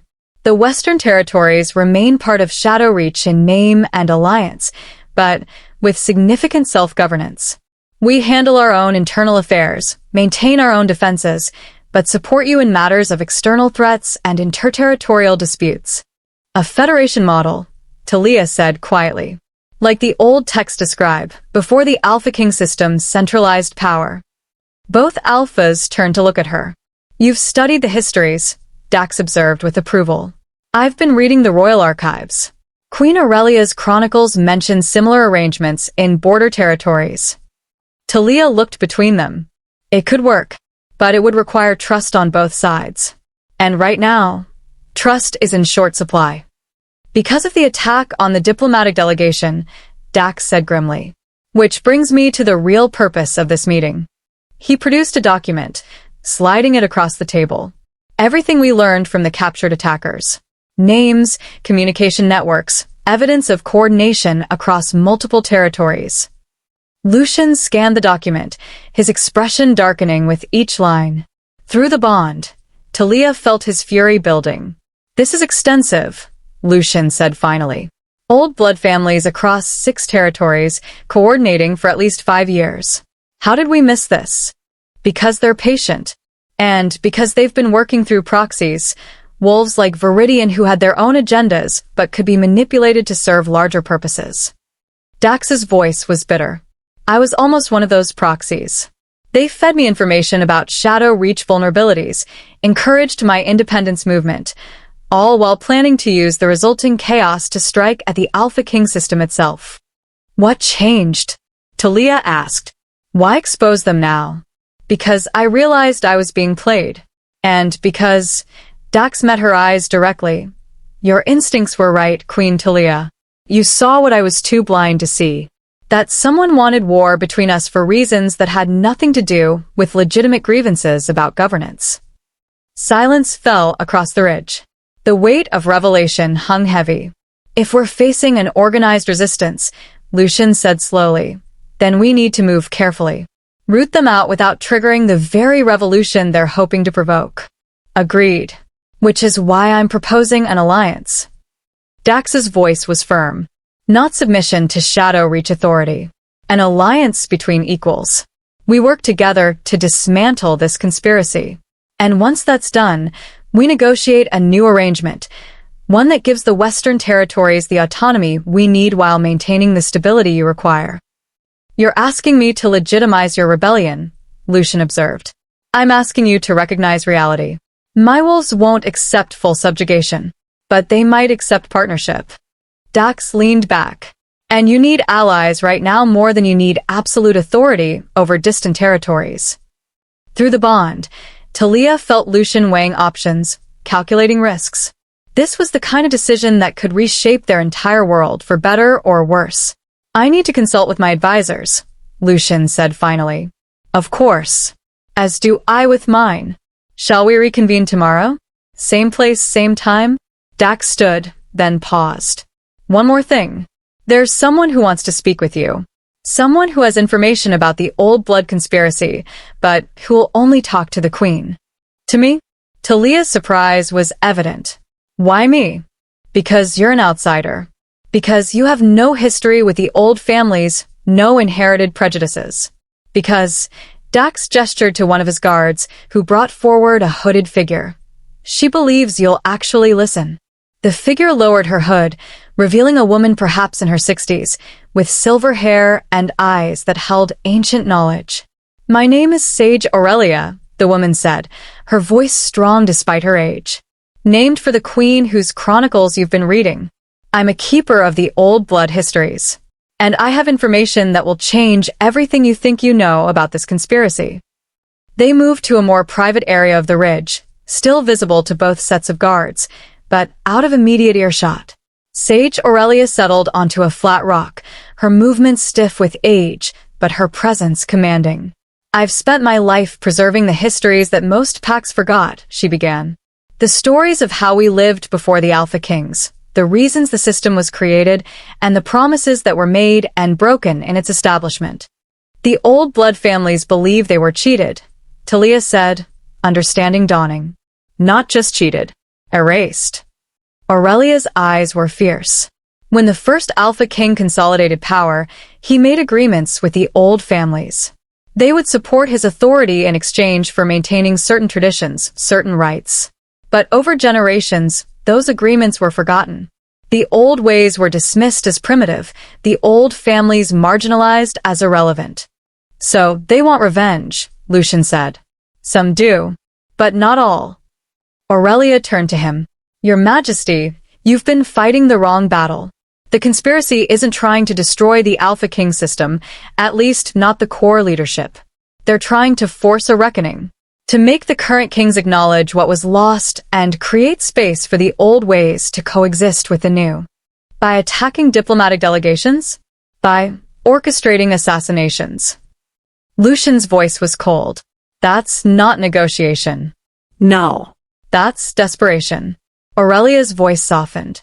The moderates among the old blood families have been trying for years to open dialogue. They've been ignored, dismissed, told that the past doesn't matter. So the extremists gained influence. They argued that violence was the only language the Alpha Kings understood. Are you defending terrorism? Corbin stepped forward, his hand on his weapon. I'm explaining it, Aurelia said calmly.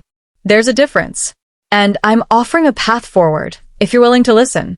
Thalia felt Lucian's instinct through the bond, to reject this, to punish the conspiracy without compromise, to show strength. But she also felt his doubt, his weariness with endless conflict, his hope that maybe, just maybe, there was another way. Speak, Thalia said before Lucian could respond. We're listening. Aurelia studied her for a long moment, then nodded. The old blood families want three things. First, formal recognition of their historical contributions to our world. Second, representation in the broader governance structure. Not autonomy like Dax seeks, but a voice in decisions that affect all packs. Third, preservation of certain traditional practices that have cultural significance, even if they seem outdated to modern eyes. That's surprisingly reasonable, Sterling said from where he stood nearby. The reasonable demands always were. It's the unreasonable methods that became the problem. Aurelia produced a scroll from her robes. I've compiled a list of families who support a diplomatic path forward. If you can reach accommodation with them, the extremists lose their popular support. The conspiracy collapses from within. Lucian took the scroll, scanning the names. Through the bond, Thalia felt his surprise. Several of the families listed were ones he'd thought lost to history or completely hostile. Why bring this to us now? Lucian asked. Why not years ago, before things escalated? Because years ago you wouldn't have listened. No Alpha King would have. Aurelia's gaze shifted to Thalia. But now you have a queen who reads the old chronicles. Who understands that history matters. Who sees patterns others miss. The moderates believe she might create space for dialogue that didn't exist before. The weight of those words settled over Thalia like a physical presence. She was being positioned as a bridge between old and new, between tradition and progress, between wolves who'd been enemies for generations. It was terrifying. It was also exactly what she'd been doing since the moment she'd warned Lucian about the hunters. Seeing connections others missed. Creating possibilities where none seemed to exist. "I'll need to study this list," Lucian said finally. "Verify the information, consult with my advisors. But if what you're saying is true, if there's a path to resolution that doesn't require devastating war, then we have an obligation to explore it. Even if it means acknowledging past wrongs?" Aurelia challenged. "Even if it means admitting that the Alpha King system, for all its benefits, came at a cost?" Even then, Lucian's voice was firm. "I'm not my grandfather or my great-grandfather. I'm not bound by their pride. If past kings made promises that weren't kept, we can honor those promises now." Aurelia smiled, the first genuine warmth Thalia had seen from her. "Queen Aurelia would have liked you, boy." She always said that wisdom was knowing when strength meant flexibility rather than rigidity. She stood, bowing to both Lucian and Thalia. "I'll return to the families I represent. Tell them that dialogue is possible. That the new queen might be the catalyst we've been waiting for." She turned to Thalia specifically. "Read the chronicles carefully, Your Majesty. Especially Aurelia's final entries." She saw this coming, the clash between old and new. She left wisdom for the queen who would finally address it. Then she was gone, moving back toward Dax's position with surprising speed for someone her age. Thalia and Lucian stood in silence, processing what had just happened. The entire political landscape had shifted again, revealing new complexities, new possibilities, new dangers. "This is bigger than Dax's independence," Thalia said quietly. "Much bigger." Lucian pulled her close, his emotions through the bond a churning mix of hope and fear. "We came here expecting to negotiate with a rebel.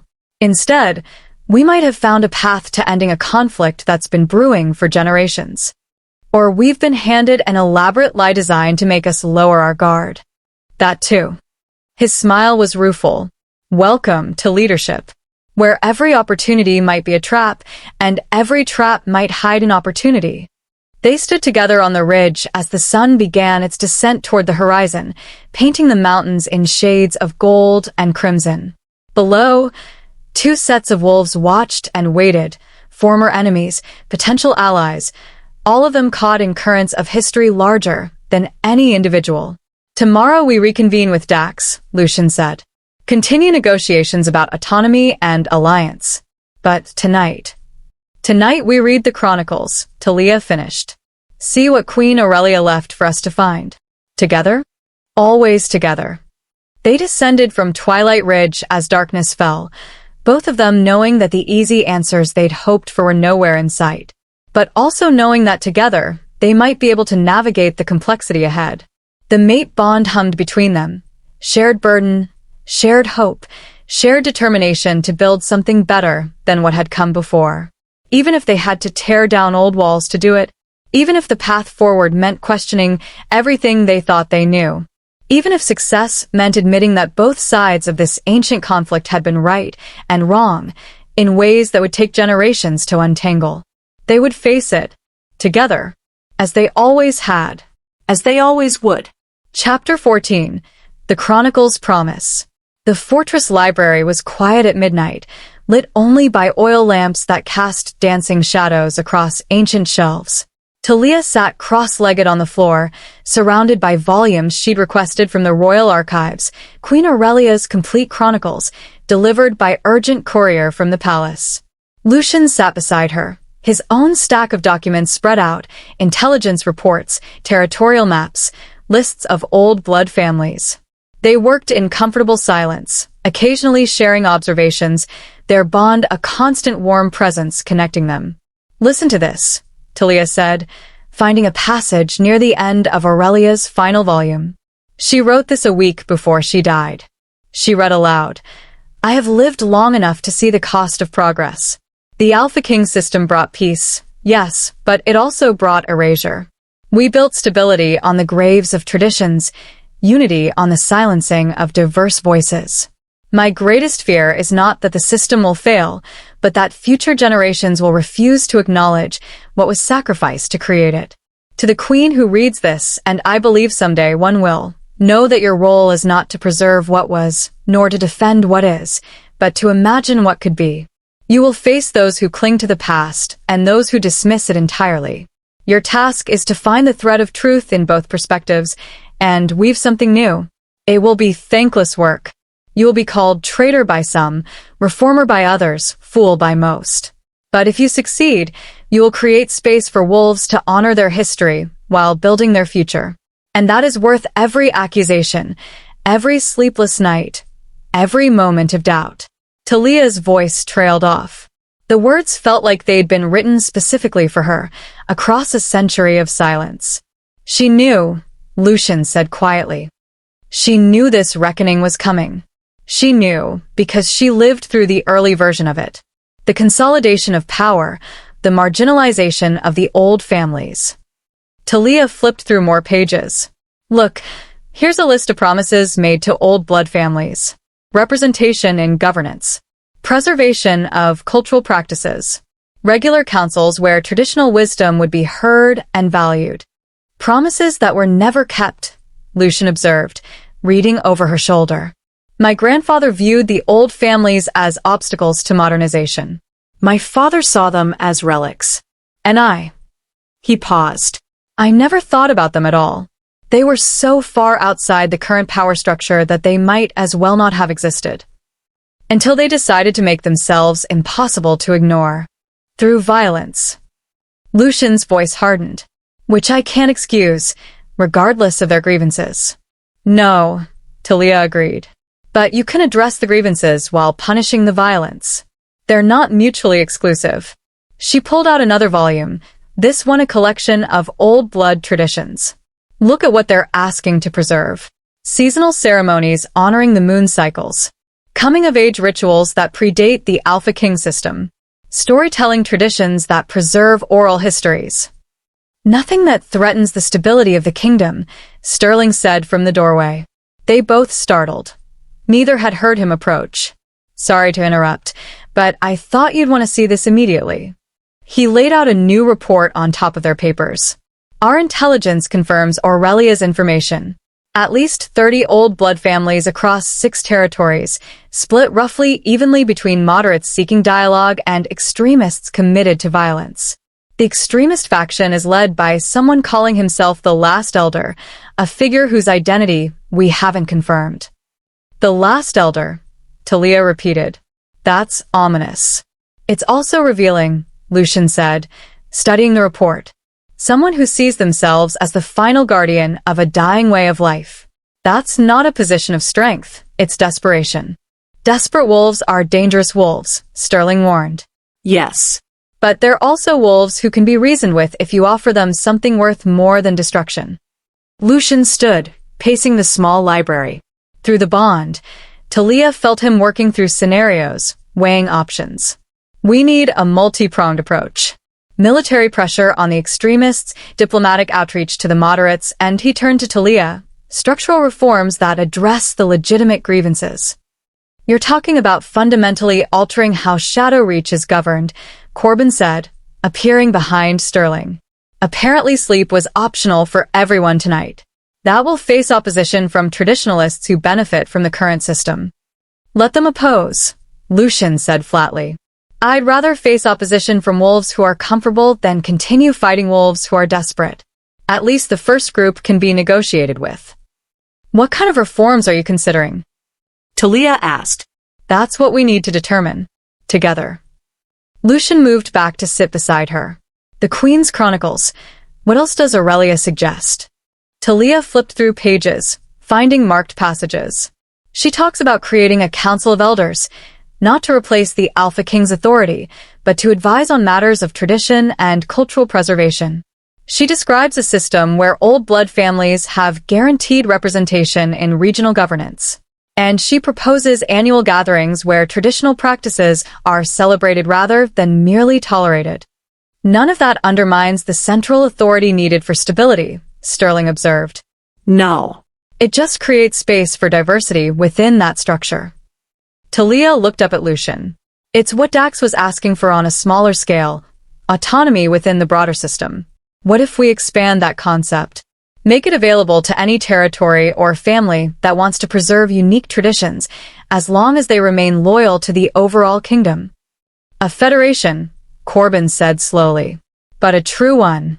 Not just a polite fiction to mask centralized control. It would require trust, Sterling warned. On all sides. The kind of trust that takes years to build. Then we start building it now. Lucian's voice was firm, decision made. Tomorrow, when we meet with Dax, we will propose a broader framework. Not just his independence, but a new model for how Shadow Reach relates to all its territories. We use his situation as a test case for reforms that could address the old blood grievances. The other Alpha Kings won't like this, Corbin said. If Shadow Reach moves toward Federation, they'll see it as a weakness. They might view it as an opportunity to expand their own influence. Let them try. Lucian's smile was cold. I'm still the strongest Alpha King. I can afford to show flexibility because I have the power to enforce boundaries. They can't say the same. Through the bond, Thalia felt his certainty. This wasn't weakness disguised as strength, it was strength confident enough to evolve. There's one more thing, Thalia said, pulling out the final page of Aurelia's chronicle. Her last entry, written the day before she died. She read, I will not live to see the resolution I've worked toward. That task falls to another, a queen who will come when the time is right. When the old wounds have festered long enough that they must be healed, or they will poison everything. To that queen, I leave this final wisdom. Change is not betrayal. Growth is not abandonment. You can honor what came before, while building something new. And you must never apologize for choosing the harder path of evolution over the easier path of maintaining what is comfortable but broken.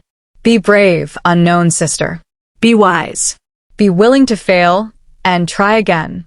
And know that queens are not remembered for preserving the past, but for creating the future. Silence fell across the library. She's talking to you, Lucian said softly. Across a century, telling you that what we're about to do, is exactly what she hoped for. What if we fail? Thalia whispered. What if we make things worse? Then we fail forward. Learn from it. Try again. He took her hand. But Thalia, we're already succeeding in ways you don't realize. The old blood families wouldn't have sent Aurelia to us if they didn't believe change was possible. Dax wouldn't have proposed an alliance if he didn't see us as different from previous kings. The very fact that we're having this conversation, questioning assumptions, imagining alternatives, that's already a kind of victory. A small one. All victories start small. Sterling moved to the table, gathering up the scattered documents. But they grow. And this, he gestured to the chronicles, the intelligence reports, the maps showing territories and families. This could be the beginning of something significant. A real resolution to conflicts that have been poisoning our world for generations. Or it could be the beginning of civil war, Corbin added, ever the pragmatist. Both are possible, Lucian acknowledged. But only one is worth attempting. They worked through the night, drafting a proposal that balanced stability with flexibility, central authority with local autonomy. It was delicate work. Every word mattered. Every phrase could be interpreted multiple ways. By dawn, they had something. Not perfect, but workable. A framework that could be presented to Dax, to the old blood families, to the broader kingdom.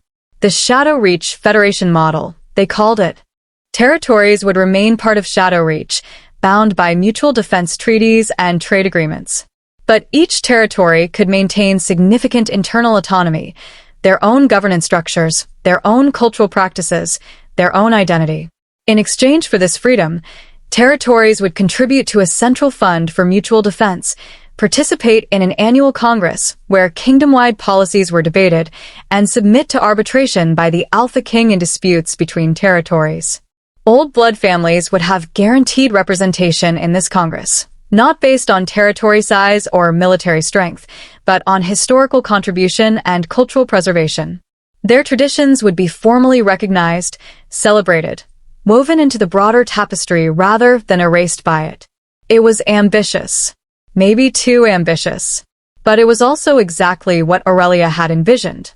This will take years to implement, Vance said when they presented it to the senior advisors at breakfast.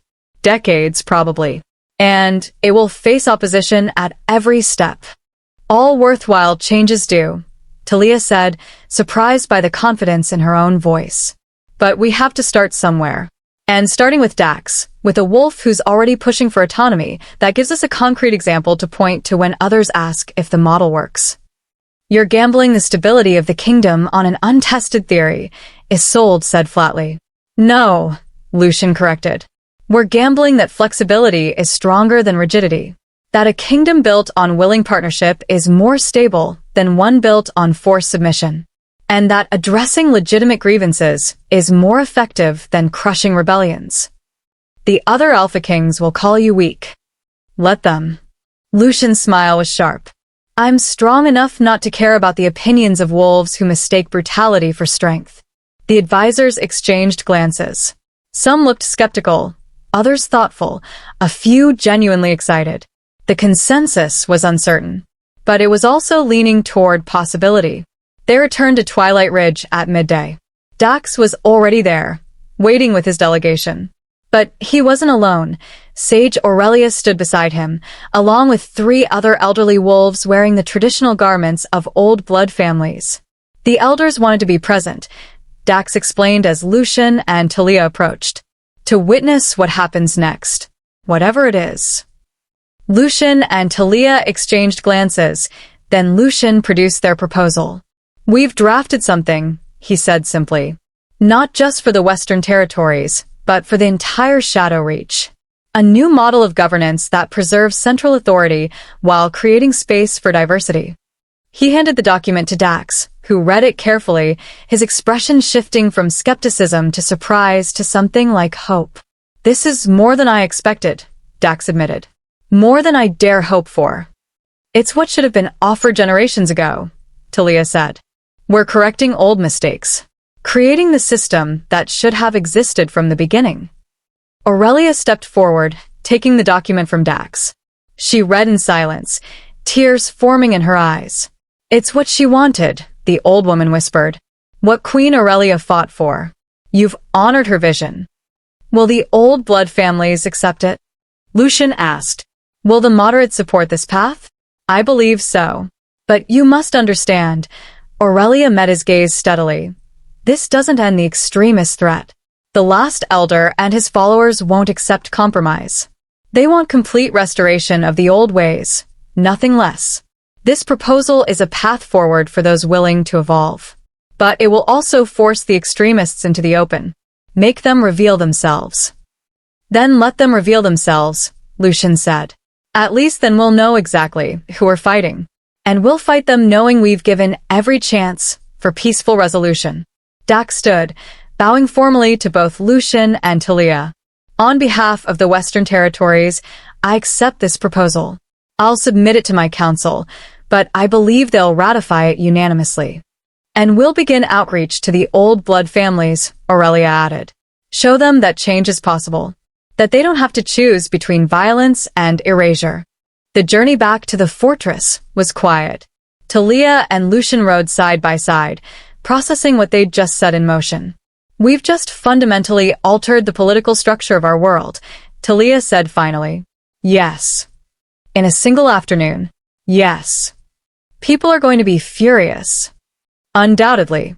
Lucian reached over, taking her hand. But they'll also be inspired. Wolves who felt marginalized, territories that have chafed under central authority. They'll see this as permission to imagine alternatives. And the extremists? They'll attack. Probably soon. They'll see this as their last chance to stop what they view as corruption of the old ways. His grip tightened. But we'll be ready. Because now we know who our actual enemies are, and who our potential allies have always been. Through the bond, Thalia felt his determination, his fear, his hope all tangled together. They'd just taken an enormous risk. Changed the rules of a game that had been played the same way for centuries. It could be remembered as visionary leadership. or catastrophic failure. Only time would tell. But for now, they had each other. They had the bond. They had advisors who, despite their doubts, were willing to try something new. And they had Queen Aurelia's blessing, echoing across the years. Be brave. Be wise. Be willing to fail and try again. Thalia squeezed Lucian's hand, drawing strength from his presence. They would be all of those things, together.